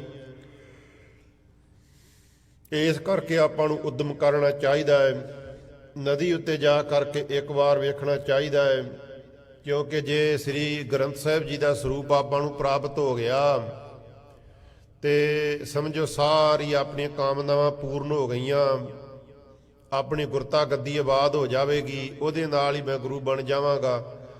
ਬੜੀ ਵੱਡੀ ਜੋ ਵਡਿਆਈ ਹੈ ਮੇਰੇ ਪਰਿਵਾਰ ਦੇ ਵਿੱਚ, ਮੇਰੀ ਕੁਲ ਦੇ ਵਿੱਚ ਰਹਿ ਜਾਵੇਗੀ। ਇਸ ਤਰ੍ਹਾਂ ਤੋਂ ਆਦਿਕ ਧੀਰਮਲ ਨੇ ਬਚਨ ਕਹੇ। ਛੀਹੇ ਮਸੰਦ ਨੇ ਫੇਰ ਕਈ ਪ੍ਰਕਾਰ ਦੇ ਦੋਸ਼, ਕਈ ਪ੍ਰਕਾਰ ਦੇ ਔਗਣ ਜੋ ਸਤਿਗੁਰਾਂ ਦੇ ਗੁਣ ਸੀ, ਉਹਨਾਂ ਨੂੰ ਵੀ ਔਗਣ ਬਣਾ ਬਣਾ ਕਰਕੇ ਧੀਰਮਲ ਦੇ ਕੋਲ ਪੇਸ਼ ਕੀਤਾ ਹੈ। ਕਿਹਾ ਕਿ ਉਹਨਾਂ ਨੇ ਤੈਨੂੰ ਸਾਰੀ ਦੁਨੀਆ ਦੇ ਵਿੱਚ ਸੰਗਤਾਂ ਵਿੱਚ ਹੌਲਾ ਕਰਨ ਦੇ ਵਾਸਤੇ ਇਸ ਤਰ੍ਹਾਂ ਇਹ ਕਾਰਜ ਕੀਤਾ ਹੈ। ਇਸ ਕਰਕੇ ਧੀਰਮਲ ਕਦੀ ਭੁੱਲ ਕੇ ਵੀ ਦਰਿਆ ਦੇ ਉੱਤੇ ਨਹੀਂ ਜਾਣਾ ਚਾਹੀਦਾ। ਦਰਿਆ ਦੇ ਉੱਤੇ ਜਾ ਕਰਕੇ ਜਿਹੜੇ ਥੋੜ੍ਹੇ ਬਹੁਤੇ ਲੋਕ ਤੈਨੂੰ ਮੰਨਦੇ ਨੇ, ਗੁਰੂ ਜਾਣ ਕੇ ਮੱਥਾ ਟੇਕਦੇ ਨੇ, ਉਹਨਾਂ ਦੇ ਕੋਲ ਵੀ ਤੇਰੀ ਅਕਲ ਦਾ ਜਨਾਜ਼ਾ ਨਿਕਲ ਜਾਵੇਗਾ। ਲੋਕ ਜਾਣ ਲੈਣਗੇ ਕਿ ਬਹੁਤਾ ਹੀ ਮੂਰਖ ਹੈ, ਕਿਸੇ ਪ੍ਰਕਾਰ ਦੀ ਇਹਨੂੰ ਅਕਲ ਹੈ ਹੀ ਨਹੀਂ। ਇਸ ਤਰ੍ਹਾਂ ਤੋਂ ਆਦਿਕ ਛੇਵੇਂ ਮਸੰਦ ਨੇ ਬਚਨ ਕਹੇ, ਜਿਹਨੂੰ ਤੂੰ ਕਹਿ ਰਿਹਾ ਕਿ ਬੜਾ ਸਿਆਣਾ ਹੈ, ਬੜਾ ਕਿਰਪਾਲੂ ਦਿਆਲੂ ਹੈ, ਵਿਰਾਗੀ ਤਿਆਗੀ ਹੈ, ਉਹ ਧੀਰਮਲ ਸਾਰਿਆਂ ਤੋਂ ਵੱਡਾ ਤੇਰਾ ਦੁਸ਼ਮਣ ਹੈ, ਸਾਰਿਆਂ ਤੋਂ ਵੱਡਾ ਤੇਰਾ ਵੈਰੀ ਹੈ, ਤੇਰੇ ਰਸਤੇ ਵਿੱਚ ਸਭ ਤੋਂ ਵੱਡਾ ਰੋੜਾ ਇਸ ਮੌਕੇ ਤੇ ਮੈਂ ਸਮਝਦਾ ਕਿ ਤੇਰਾ ਚਾਚਾ ਸ੍ਰੀ ਤੇਗ ਬਹਾਦਰ ਸਾਹਿਬ ਹੀ ਹੈ, ਹੋਰ ਕੋਈ ਤੇਰੇ ਅੱਗੇ ਰੋੜਾ ਨਹੀਂ ਹੈ। ਜੇ ਗੁਰੂ ਬੰਦ ਤੋਂ ਰੋਕਿਆ ਤੇ ਤੈਨੂੰ ਇਹ ਹੀ ਰੋਕੇਗਾ। ਇਸ ਕਰਕੇ ਉਹਦੀਆਂ ਗੱਲਾਂ ਤੇ ਕਿਸੇ ਪ੍ਰਕਾਰ ਦੇ ਨਾਲ ਭਰੋਸਾ ਨਾ ਕਰ, ਤੇਰੇ ਵਾਸਤੇ ਜਾਣਾ ਠੀਕ ਨਹੀਂ ਹੈ। ਇਸ ਤਰ੍ਹਾਂ ਤੋਂ ਆਦਿਕ ਗੁਰੂ ਸਾਹਿਬ ਜੀ ਤੇ ਬਹੁਤ ਤਰ੍ਹਾਂ ਦੇ ਦੋਸ਼ ਆਰੋਪ ਕਰਕੇ, ਕਈ ਪ੍ਰਕਾਰ ਦੇ ਨਾਲ ਨਿੰਦਿਆ ਕਰਕੇ ਜੋ ਧੀਰਮਲ ਨੂੰ ਉਹਨੇ ਰੋਕ ਲਿਆ ਹੈ। ਛੇਵਾਂ ਮਸੰਦ ਜੋ ਪਾਪੀ ਹੈ, ਉਹਨੇ ਧੀਰਮਲ ਨੂੰ ਨਹੀਂ ਜਾਣ ਦਿੱਤਾ। ਇੱਥੋਂ ਤੱਕ ਆਪ ਜੀ ਨੇ ਕੱਲ ਦੇ ਅਧਿਆਇ ਦੇ ਵਿੱਚ ਕਥਾ ਸਰਵਣ ਕੀਤੀ ਸੀ। ਇਸ ਤੋਂ ਅੱਗੇ ਜੋ ਸਤਿਗੁਰਾਂ ਦੇ ਇਤਿਹਾਸ ਦੀ ਕਥਾ ਵਿਚਾਰ ਆਰੰਭ ਹੋ ਰਹੀ ਹੈ। ਆਪ ਸਰਬੱਤ ਸੰਗਤ ਮਨ ਚਿੱਤ ਬਿਰਤੀ ਨੂੰ ਇਕਾਗਰ ਕਰਕੇ ਸਤਿਗੁਰਾਂ ਦੇ ਇਤਿਹਾਸ ਦੀ ਕਥਾ ਵਿਚਾਰ ਸਰਵਣ ਕਰੀਏ। ਗੱਜ ਕੇ ਬੋਲੀਏ ਸਤਨਾਮ ਸ੍ਰੀ ਵਾਹਿਗੁਰੂ ਸਾਹਿਬ ਜੀ। ਵਾਹਿਗੁਰੂ ਜੀ ਰਾਖਿਓ ਰੋਕ ਚੜਨ ਨਹਿ ਦਇਓ। ਉਸ ਦਿਨ ਵੀ ਜਦੋਂ ਧੀਰਮਲ ਨੇ 2 ਵਾਰ ਤਿਆਰੀ ਕੀਤੀ ਕਿ ਜਾਇਆ ਜਾਵੇ ਦਰਿਆ ਤੇ, ਛੇਵੇਂ ਮਸੰਦ ਨੇ ਕਈ ਪ੍ਰਕਾਰ ਦੇ ਬਚਨ ਜਿਹੜੇ ਸੀ ਦਲੀਲਾਂ ਦੇ ਕਰਕੇ, ਬਣਾ ਕਰਕੇ, ਕਈ ਪ੍ਰਕਾਰ ਦੀਆਂ ਉਦਾਹਰਨਾਂ ਦੇ ਕਰਕੇ ਤੇ ਧੀਰਮਲ ਨੂੰ ਰੋਕ ਲਿਆ। ਧੀਰਮਲ ਵੀ ਨਹੀਂ ਸੀ ਜਾਂਦਾ, ਕਿਉਂਕਿ ਛੇਵਾਂ ਮਸੰਦ ਨੂੰ ਪਤਾ ਸੀ ਕਿ ਮੇਰਾ ਮਾੜਾ ਨਹੀਂ ਸੋਚਦਾ, ਪਰ ਛੇਵੇਂ ਦੀ ਬੁੱਧੀ ਇਸ ਤਰ੍ਹਾਂ ਦੀ ਸੀ। ਗੁਰੂ ਕਾ ਬੜਾ ਵੱਡਾ ਨਿੰਦਕ ਸੀ, ਦੋਖੀ ਸੀ। ਉਸ ਦਿਨ ਧੀਰਮਲ ਨੂੰ ਰੋਕ ਲਿਆ। ਛੇਵੇਂ ਮਸੰਦ ਨੇ ਨਹੀਂ ਜਾਣ ਦਿੱਤਾ ਦਰਿਆ ਦੇ ਕੋਲ। ਸੋ ਦਿਨ ਏਮ ਬਤੀਤ ਕਰ ਗਇਓ। ਉਹ ਸਾਰਾ ਜੋ ਦਿਨ ਸੀ ਇਸੇ ਪ੍ਰਕਾਰ ਦੇ ਨਾਲ ਹੀ ਸਲਾਹ ਕਦੀ ਜਾਣ ਦੇ ਵਾਸਤੇ ਧੀਰਮਲ ਨੇ ਕਰਨੀ। ਛੇਵੇਂ ਮਸੰਦ ਨੇ ਫੇਰ ਰੋਕ ਲੈਣਾ, ਫੇਰ ਧੀਰਮਲ ਦਾ ਮਨ ਨਾ ਖਲਾਉਣਾ ਕਿ ਇੱਕ ਵਾਰ ਜਾ ਕੇ ਵੇਖਣਾ ਚਾਹੀਦਾ, ਨਹੀਂ ਮੌਕਾ ਗਵਾਉਣਾ ਚਾਹੀਦਾ। ਫੇਰ ਰੋਕ ਦੇਣਾ ਉਹਨੇ। ਸਾਰਾ ਦਿਨ ਇਸ ਤਰ੍ਹਾਂ ਸਲਾਹਾਂ ਕਰਦਿਆਂ, ਕਈ ਪ੍ਰਕਾਰ ਦੀਆਂ ਗਿਣਤੀਆਂ ਗਿਣਦਿਆਂ ਬਤੀਤ ਹੋ ਗਿਆ। ਮੁਰਸ ਧੀਰਮਲ ਕਰ ਬਿਨਤੀ। ਤੇ ਜੋ ਧੀਰਮਲ ਹੈ ਉਹ ਵਾਰ-ਵਾਰ ਪਹਿਲੋਂ ਤੇ 1-2 ਵਾਰ ਬੇਨਤੀ ਕਰਦਾ ਸੀ ਨਾ ਕਿ ਮਾਰੇ ਕਿਰਪਾ ਕਰੋ, ਮੇਰਾ ਸਰੂਪ ਵਾਪਸ ਆ ਜਾਵੇ, ਮੈਨੂੰ ਵਸਤੂ ਮਿਲ ਜਾਵੇ। ਉਦੋਂ ਜਦੋਂ ਸਰੂਪ ਦੀ ਆ ਕਰਕੇ ਦੱਸੀ ਨਾ ਸਿੱਖ ਨੇ ਗੱਲ ਕਿ ਦਰਿਆ ਦੀ ਭੇਟਾ ਕਰ ਗਏ ਨੇ, ਵਾਰ-ਵਾਰ ਸਤਿਗੁਰਾਂ ਅੱਗੇ ਬੇਨਤੀ ਕਰਦਾ ਸ੍ਰੀ ਗੁਰੂ ਨਾਨਕ ਸਾਹਿਬ ਜੀ ਦੇ ਅੱਗੇ ਕਿ ਮਾਰੇ ਕਿਰਪਾ ਕਰੋ, ਮਿਹਰ ਕਰੋ। ਸਗਰੀ ਦੇਸ ਮਨ ਮਹਿ ਗਿਨ ਗਿਨਤੀ। ਰਾਤ ਧੀਰਮਲ ਨੂੰ ਨੀਂਦ ਨਹੀਂ ਆ ਸਕੀ। ਸੋਚਾਂ ਸੋਚਦਿਆਂ ਸਾਰੀ ਰਾਤ ਬਤੀਤ ਹੋ ਗਈ। ਸਾਰੀ ਰਾਤ ਗਿਣਤੀਆਂ ਜਿਹੜੀਆਂ ਸੀ ਧੀਰਮਲ ਗਿਣਦਾ ਰਿਹਾ। ਸਾਰੀ ਰਾਤ ਵਿਚਾਰਾਂ ਕਰਦਾ ਰਿਹਾ ਕਿ ਕਿਸ ਤਰ੍ਹਾਂ ਸਰੂਪ ਮਿਲੇਗਾ, ਕੀ ਸਰੂਪ ਮੈਨੂੰ ਦਰਿਆ ਦੇ ਵਿੱਚੋਂ ਨਾ ਹੀ ਮਿਲੇਗਾ। ਹੁਣੇ ਜੋ ਵਸਤੂ ਮੇਰੀ ਦੁਰਲੱਭ ਹੈ, ਮੈਂ ਬੜੇ ਚਿਰ ਤੋਂ ਸਾਂਭ ਕੇ ਬੈਠਾ ਸਾਂ, ਇਹ ਗਵਾ ਦੀ ਜਾਵੇਗੀ। ਕਈ ਪ੍ਰਕਾਰ ਦੀਆਂ ਸੋਚਾਂ ਸੋਚਦਿਆਂ, ਗਿਣਤੀਆਂ ਗਿਣਦਿਆਂ ਧੀਰਮਲ ਨੂੰ ਰਾਤ ਨੀਂਦ ਨਹੀਂ ਆਈ। ਉਤਰੇ ਚੜੇ ਗਟੀ ਬਹੁ ਬਾਰੀ। ਕਈ ਪ੍ਰਕਾਰ ਦੀਆਂ ਗਿਣਤੀਆਂ ਉਤਰਦੀਆਂ ਤੇ ਚੜ੍ਹਦੀਆਂ। ਕਈ ਪ੍ਰਕਾਰ ਦੇ ਮਨ ਦੇ ਵਿੱਚ ਵਿਚਾਰ ਆਉਂਦੇ ਆ। ਕਦੀ ਆਉਂਦੇ ਆ ਵਿਚਾਰ ਵੀ ਠੀਕ ਗੁਰੂ ਤੇਗ ਬਹਾਦਰ ਦਾ ਬਚਨ ਜੋ ਹੈ ਝੂਠਾ ਨਹੀਂ ਹੋ ਸਕਦਾ। ਮੈਂ ਪਹਿਲੇ ਦਿਨ ਤੋਂ ਹੀ ਲੈ ਕਰਕੇ ਜਾਣਦਾ ਹੈ, ਉਹਨਾਂ ਦੇ ਗੁਣਾਂ ਵੱਲੇ ਵੇਖਦਾ ਹੈ। ਫਿਰ ਜਦੋਂ ਛੇਵੇਂ ਮਸੰਦ ਦੀਆਂ ਗੱਲਾਂ ਵਿਚਾਰਦਾ, ਕਹਿੰਦਾ ਗੱਲ ਤੇ ਇਹਦੀ ਵੀ ਠੀਕ ਹੈ। ਮੇਰੇ ਦੁਸ਼ਮਣ ਨੇ, ਮੇਰੇ ਵੈਰੀ ਨੇ ਮੇਰਾ ਭਲਾ ਕਿਸ ਤਰ੍ਹਾਂ ਕਰਨਗੇ। ਕਿਤੇ ਨਾ ਕਿਤੇ ਤੇ ਗੁੱਸਾ ਆਉਂਦਾ ਹੀ ਹੋਵੇ ਨਾ। ਇਹ ਵੀ ਗੱਲ ਨਹੀਂ ਮੰਨਣ ਦੇ ਯੋਗ ਆ। ਛੇਵੇਂ ਮਸੰਦ ਦੀ ਗੱਲ ਵੀ ਰੱਦ ਨਹੀਂ ਕੀਤੀ ਜਾਂਦੀ। ਤੇ ਜੋ ਗੁਰੂ ਤੇਗ ਬਹਾਦਰ ਦੇ ਜਦੋਂ ਵੇਖਦਾ ਹੈ ਗੁਣਾਂ ਨੂੰ, ਉਹਨਾਂ ਦੇ ਸੁਭਾਅ ਨੂੰ ਵੇਖਦਾ ਹੈ, ਉਸ ਮੌਕੇ ਤੇ ਫੇਰ ਤਿਆਰੀ ਹੁੰਦੀ ਹੈ। ਸਾਰੀ ਰਾਤ ਇਸ ਤਰ੍ਹਾਂ ਦੇ ਸੰਕਲਪ ਤੇ ਵਿਕਲਪ ਧੀਰਮਲ ਦੇ ਮਨ ਦੇ ਵਿੱਚ ਆਉਂਦੇ ਰਹੇ। ਭਈ ਪ੍ਰਾਤ ਚੜਬੇ ਕਹੋ ਤਿਆਰੀ। ਪਰ ਸ੍ਰੀ ਗੁਰੂ ਤੇਗ ਬਹਾਦਰ ਸਾਹਿਬ ਜੀ ਦਾ ਫੇਰ ਉਹਨੇ ਪਿੱਛੇ ਤੋਂ ਲੈ ਕਰਕੇ ਵੇਖਿਆ, ਨਿੱਕੇ ਹੁੰਦਿਆਂ ਤੋਂ ਹੀ ਸੁਭਾਅ, ਤੇ ਧੀਰਮਲ ਨੇ ਸੋਚਿਆ ਵੀ ਜਾਣਾ ਚਾਹੀਦਾ। ਦਿਨ ਚੜ੍ਹਦੇ ਦੇ ਨਾਲ ਹੀ ਧੀਰਮਲ ਨੇ ਤਿਆਰੀ ਕਰ ਲਈ ਕਿ ਦਰਿਆ ਦੇ ਉੱਤੇ ਜਾ ਕਰਕੇ ਭਾਲ ਕਰੀ, ਆਪਣੇ ਸਾਥੀਆਂ ਨੂੰ ਕਿਹਾ ਵੀ ਤਿਆਰੀ ਕਰੋ। ਗੁਰੂ ਬਾਗ ਪਰ ਨਿਸਚਾ ਧਰੈ। ਕਵੀ ਜੀ ਕਹਿੰਦੇ ਕਿ ਗੁਰੂ ਤੇਗ ਬਹਾਦਰ ਸਾਹਿਬ ਜੀ ਦੇ ਬਚਨਾਂ ਤੇ ਨਿਸ਼ਚਾ ਧਾਰਨ ਕੀਤਾ ਕਿ ਜੋ ਉਹਨਾਂ ਬਚਨ ਕਿਹਾ ਠੀਕ ਕਿਹਾ ਹੋਵੇਗਾ, ਝੂਠ ਨਹੀਂ ਕਿਹਾ, ਕੋਈ ਮਖੌਲ ਨਹੀਂ, ਕੋਈ ਠੱਠਾ ਨਹੀਂ ਇਸ ਦੇ ਵਿੱਚ। ਜਦੋਂ ਹੋਰ ਨਹੀਂ ਕਿਸੇ ਨੂੰ ਮਖੌਲ ਕੀਤਾ, ਮੈਨੂੰ ਕੀ ਕਰਨਾ ਉਹਨਾਂ ਨੇ। ਇਸ ਕਰਕੇ ਗੁਰੂ ਦੇ ਬਚਨਾਂ ਉੱਤੇ ਨਿਸ਼ਚਾ ਧਾਰਨ ਕਰਕੇ ਕੂਰ ਨਾ ਕਹੇ ਸਦਾ ਸਚ ਰਰੈ। ਤੇ ਧੀਰਮਲ ਜਿਹੜਾ ਕਹਿੰਦਾ ਵੀ ਉਹਨਾਂ ਕਦੀ ਝੂਠ ਨਹੀਂ ਕਿਸੇ ਨੂੰ ਕਿਹਾ, ਅਜੇ ਤੱਕ ਮੈਂ ਉਹਨਾਂ ਦੇ ਮੁਖ ਤੋਂ ਝੂਠ ਨਹੀਂ ਕਦੀ ਸੁਣਿਆ। ਜਿੰਨਾ ਮਰਜ਼ੀ ਕੰਮ ਵਿਗੜ ਜਾਵੇ, ਉਹ ਸੱਚ ਹੀ ਬੋਲਦੇ ਨੇ, ਸੱਚ ਹੀ ਸੁਣਦੇ ਨੇ। ਕਦੀ ਉਹਨਾਂ ਨੇ ਝੂਠਾ ਬਚਨ ਨਹੀਂ ਕਿਸੇ ਨੂੰ ਕਿਹਾ, ਸਦਾ ਸੱਚ ਬੋਲਦੇ ਨੇ, ਸੱਚ ਦੇ ਨਾਲ ਹੀ ਪ੍ਰੇਮ ਕਰਦੇ ਨੇ। ਸੀਹਾ ਦੁਸ਼ਟ ਮਸੰਦ ਹਟਾਵੈ। ਤੇ ਜੋ ਸ਼ੀਹਾਂ ਹੈ ਇਹ ਫੇਰ ਰੋਕ ਦਿੱਤਾ ਹੈ। ਫੇਰ ਚੱਲ ਕਰਕੇ ਆਇਆ, ਜਦੋਂ ਦੱਸਿਆ ਕਿ ਗੁਰੂ ਜੀ ਫੇਰ ਤਿਆਰ ਹੋ ਗਏ ਨੇ, ਗੁਰੂ ਧੀਰਮਲ ਜੀ, ਸ਼ੀਹੇ ਮਸੰਦ ਨੇ ਫੇਰ ਕਹਿ ਕਰਕੇ ਰੋਕ ਦਿੱਤਾ, ਨਹੀਂ ਗੁਰੂ ਜੀ ਕੁਝ ਅਕਲ ਕਰੋ, ਨਹੀਂ ਜਾਣਾ ਚਾਹੀਦਾ। ਕਿਉਂ ਲੋਕਾਂ ਦੇ ਮਖੌਲ ਦਾ ਪਾਤਰ ਬਣਦੇ ਹੋ, ਕਿਉਂ ਹੌਲਾ ਪੈਂਦੇ ਹੋ ਲੋਕਾਂ ਦੇ ਵਿੱਚ। ਗੁਰ ਮਹਿ ਔਗਨ ਕਲਪ ਸੁਨਾਵੈ। ਕਈ ਪ੍ਰਕਾਰ ਦੇ ਗੁਰੂ ਤੇਗ ਬਹਾਦਰ ਸਾਹਿਬ ਜੀ ਵਿੱਚ ਔਗਣ ਜੋ ਹੈ ਧੀਰਾ ਕਲਪ ਕਰਕੇ ਸੁਣਾਉਂਦਾ ਹੈ। ਕਲਪ ਦਾ ਮਿਥਿਆ ਹੀ ਝੂਠੇ ਹੀ ਔਗਣ, ਕਈ ਪ੍ਰਕਾਰ ਦੀਆਂ ਉਦਾਹਰਨਾਂ ਦੇ ਕਰਕੇ ਦੇ ਜੋ ਔਗਣ ਹੈ ਦੱਸਦਾ ਹੈ ਫੋਲ ਫੋਲ ਕਰਕੇ ਕਿ ਜੋ ਗੁਣ ਹੈ ਉਹ ਵੀ ਸ੍ਰੀ ਗੁਰੂ ਤੇਗ ਬਹਾਦਰ ਸਾਹਿਬ ਜੀ ਦੇ ਗੁਣ ਵੀ ਉਹਨਾਂ ਨੂੰ ਔਗਣ ਨਜ਼ਰ ਆ ਰਹੇ। ਕਿਉਂਕਿ ਨਿਗਾਹ ਵਿੱਚ ਇੱਕ ਕਸ਼ਿਸ਼ ਹੁੰਦੀ ਹੈ, ਕੋਈ ਆਦਮੀ ਕਿਸੇ ਦੇ ਔਗਣ ਵੇਖਣੇ ਚਾਹੇ ਤੇ ਸਾਰੇ ਉਹਨੂੰ ਔਗਣ ਹੀ ਨਜ਼ਰ ਆਉਂਦੇ ਆ। ਸ਼ੀਹੇ ਮਸੰਦ ਦੀ ਇਸ ਤਰ੍ਹਾਂ ਦੀ ਬਿਰਤੀ ਬਣ ਗਈ, ਨਿਗਾਹ ਬਣ ਗਈ ਹੈ, ਉਹਨੂੰ ਕੋਈ ਗੁਰੂ ਤੇਗ ਬਹਾਦਰ ਸਾਹਿਬ ਵਿੱਚ ਗੁਣ ਨਹੀਂ ਨਜ਼ਰ ਆਉਂਦਾ, ਸਾਰੇ ਔਗਣ ਹੀ ਕਲਪ ਕਲਪ ਕਰਕੇ ਝੂਠੇ ਥੱਪ ਕਰਕੇ ਦੱਸਦਾ ਆਪਣੇ ਗੁਰੂ ਧੀਰਮਲ ਨੂੰ। ਪੁਨ ਮਿਟ ਰਹੇ ਸੰਦੇਹ ਉਪਾਏ। ਤੇ ਜਦੋਂ ਸ਼ੀਹੇ ਮਸੰਦ ਦੇ ਬਚਨ ਸੁਣਦਾ ਨਾ, ਗੁਰੂ ਤੇਗ ਬਹਾਦਰ ਬਾਰੇ ਤੇ ਸੋਚਦਾ ਧੀਰਮਲ, ਤੇ ਸ਼ੀਹੇ ਮਸੰਦ ਦੇ ਪ੍ਰਤੱਖ ਸਾਹਮਣੇ ਬਚਨ ਦੱਸਦਾ ਕਈ ਪ੍ਰਕਾਰ ਦੀਆਂ ਉਦਾਹਰਨਾਂ ਦੇ ਕੇ। ਤੇ ਜਦੋਂ ਉਹ ਦੱਸਦਾ ਤੇ ਫੇਰ ਮਨ 'ਚ ਸ਼ੰਕਾ ਆ ਜਾਂਦਾ ਵੀ ਠੀਕ ਹੈ ਗੱਲ, ਇਹ ਵੀ ਸਹੀ ਕਰ ਰਿਹਾ ਹੈ, ਇਹ ਕਿਹੜਾ ਮੇਰਾ ਦੁਸ਼ਮਣ ਹੈ, ਮੇਰਾ ਭਲਾ ਸੋਚਦਾ ਹੈ, ਕਿੰਨੇ ਚਿਰ ਤੋਂ ਮੇਰੇ ਨਾਲ ਰਹਿ ਲਿਆ ਹੈ, ਮਰਨ ਮਾਰਨ ਨੂੰ ਮੇਰੇ ਥਾਂ ਤੇ ਤਿਆਰ ਹੈ, ਤੇ ਇਹ ਵੀ ਜੋ ਗੱਲ ਕਰਦਾ ਸੱਚੀ ਕਰਦਾ ਹੈ। ਉਹ ਫੇਰ ਧੀਰਮਲ ਜਿਹੜਾ ਸੀ ਸ਼ੀਹੇ ਮਸੰਦ ਦੇ ਕਹਿਣ ਤੇ ਰੁਕ ਜਾਂਦਾ।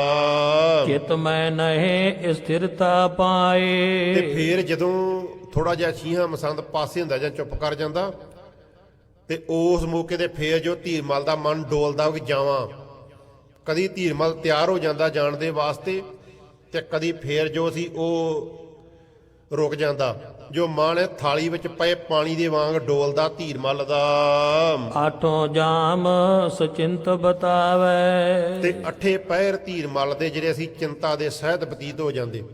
ਨਾ ਤੇ ਜਾਣ ਦੇ ਵਾਸਤੇ ਪੱਕਾ ਦਿਲ ਕਰਦਾ ਕਿ ਜਾਵਾਂ, ਕਿਉਂਕਿ ਆਪਣੇ ਸਾਥੀਆਂ ਨੂੰ ਛੱਡ ਕਰਕੇ ਜਾਵੇ ਵੀ ਕਿਸ ਤਰ੍ਹਾਂ, ਤੇ ਨਾ ਰਹਿਣ ਦੇ ਵਾਸਤੇ, ਛੱਡਣ ਦੇ ਵਾਸਤੇ ਦਿਲ ਕਰਦਾ ਕਿ ਧੀਰਮਲ ਸੋਚਦਾ ਹੈ ਕਿ ਜੇ ਗੁਰੂ ਗ੍ਰੰਥ ਸਾਹਿਬ ਜੀ ਦਾ ਸਰੂਪ ਮੈਨੂੰ ਮਿਲ ਜੇ ਤੇ ਵਡਿਆਈ ਮਿਲ ਜਾਵੇਗੀ, ਬਹੁਤ ਵੱਡਾ ਕਾਰਜ ਮੇਰਾ ਸੌਰ ਜਾਵੇਗਾ। ਇਸ ਤਰ੍ਹਾਂ ਨਾ ਜਾਇਆ ਜਾਂਦਾ ਹੈ ਤੇ ਨਾ ਰਿਹਾ ਜਾਂਦਾ ਹੈ। ਅੱਠੇ ਪਹਿਰ ਚਿੰਤਾ ਦੇ ਵਿੱਚ, ਦੁੱਖ ਦੇ ਵਿੱਚ ਬਤੀਤ ਹੁੰਦੇ ਧੀਰਮਲ ਦੇ। ਚੜਨ ਲੱਗੇ ਤਬ ਦੁਸ਼ਟ ਹਟਾਵੈ। ਤੇ ਜਦੋਂ ਜਾਣ ਦੇ ਵਾਸਤੇ ਤਿਆਰੀ ਕਰਦਾ ਤੇ ਸ਼ੀਹਾਂ ਮਸੰਦ ਫੇਰ ਰੋਕ ਦਿੰਦਾ, ਕਿਉਂਕਿ ਜਾਣਾ ਸ਼ੀਹ ਨੇ ਨਾਲ ਹੀ ਸੀ। ਧੀਰਮਲ ਵੀ ਸ਼ੀਹ ਤੋਂ ਬਿਨਾਂ ਬਚਦਾ ਨਹੀਂ ਸੀ, ਪ੍ਰੇਮ ਹੀ ਇੰਨਾ ਸੀ। ਜਦੋਂ ਧੀਰਮਲ ਜਾਣ ਦੇ ਵਾਸਤੇ ਤਿਆਰੀ ਕਰਦਾ ਵੀ ਚਲੋ ਚੱਲੀਏ, ਸ਼ੀਹਾਂ ਮਸੰਦ ਕਈ ਪ੍ਰਕਾਰ ਦੇ ਔਗਣ ਥੋਪ ਥੋਪ ਕਰਕੇ, ਗੱਲਾਂ ਦੱਸ ਕੇ, ਉਦਾਹਰਨਾਂ ਦੇ ਕਰਕੇ, ਦਲੀਲਾਂ ਦੇ ਕਰਕੇ ਫੇਰ ਰੋਕ ਦਿੰਦਾ। ਕਿਤਕ ਦਿਵਸ ਬੀਤੇ ਇਸ ਭਾਂਤੀ। ਕਈ ਦਿਨ ਇਸ ਤਰ੍ਹਾਂ ਵਿਚਾਰਾਂ ਕਰਦਿਆਂ, ਤਿਆਰੀਆਂ ਕਰਦਿਆਂ, ਸਲਾਹਾਂ ਕਰਦਿਆਂ ਕਈ ਦਿਨ ਇਸ ਤਰ੍ਹਾਂ ਬਤੀਤ ਹੋ ਗਏ। ਮਿਲ ਮਿਲ ਕਰੇ ਅਨਕ ਬਿਦ ਬਾਤੀ। ਮਿਲ ਮਿਲ ਕਰਕੇ ਕਦੀ ਕਿਸੇ ਨਾਲ ਸਲਾਹਾਂ ਕਰਦੇ, ਕਦੀ ਕਿਸੇ ਦੀ ਸਲਾਹ ਲੈਂਦੇ। ਜੋ ਧੀਰਮਲ ਹੈ ਉਹ ਜਾਣ ਦੇ ਵਾਸਤੇ ਮਨ ਬਣਾਉਂਦਾ ਕਿ ਦੋ ਚਾਰ ਆਦਮੀ ਹੋਰ ਮੇਰੇ ਨਾਲ ਰਲ ਜਾਣ, ਪਰ ਛੀਂ ਅੱਗੇ ਕੌਣ ਕੂਵੇ, ਛੀਂ ਅੱਗੇ ਕੌਣ ਬੋਲੇ।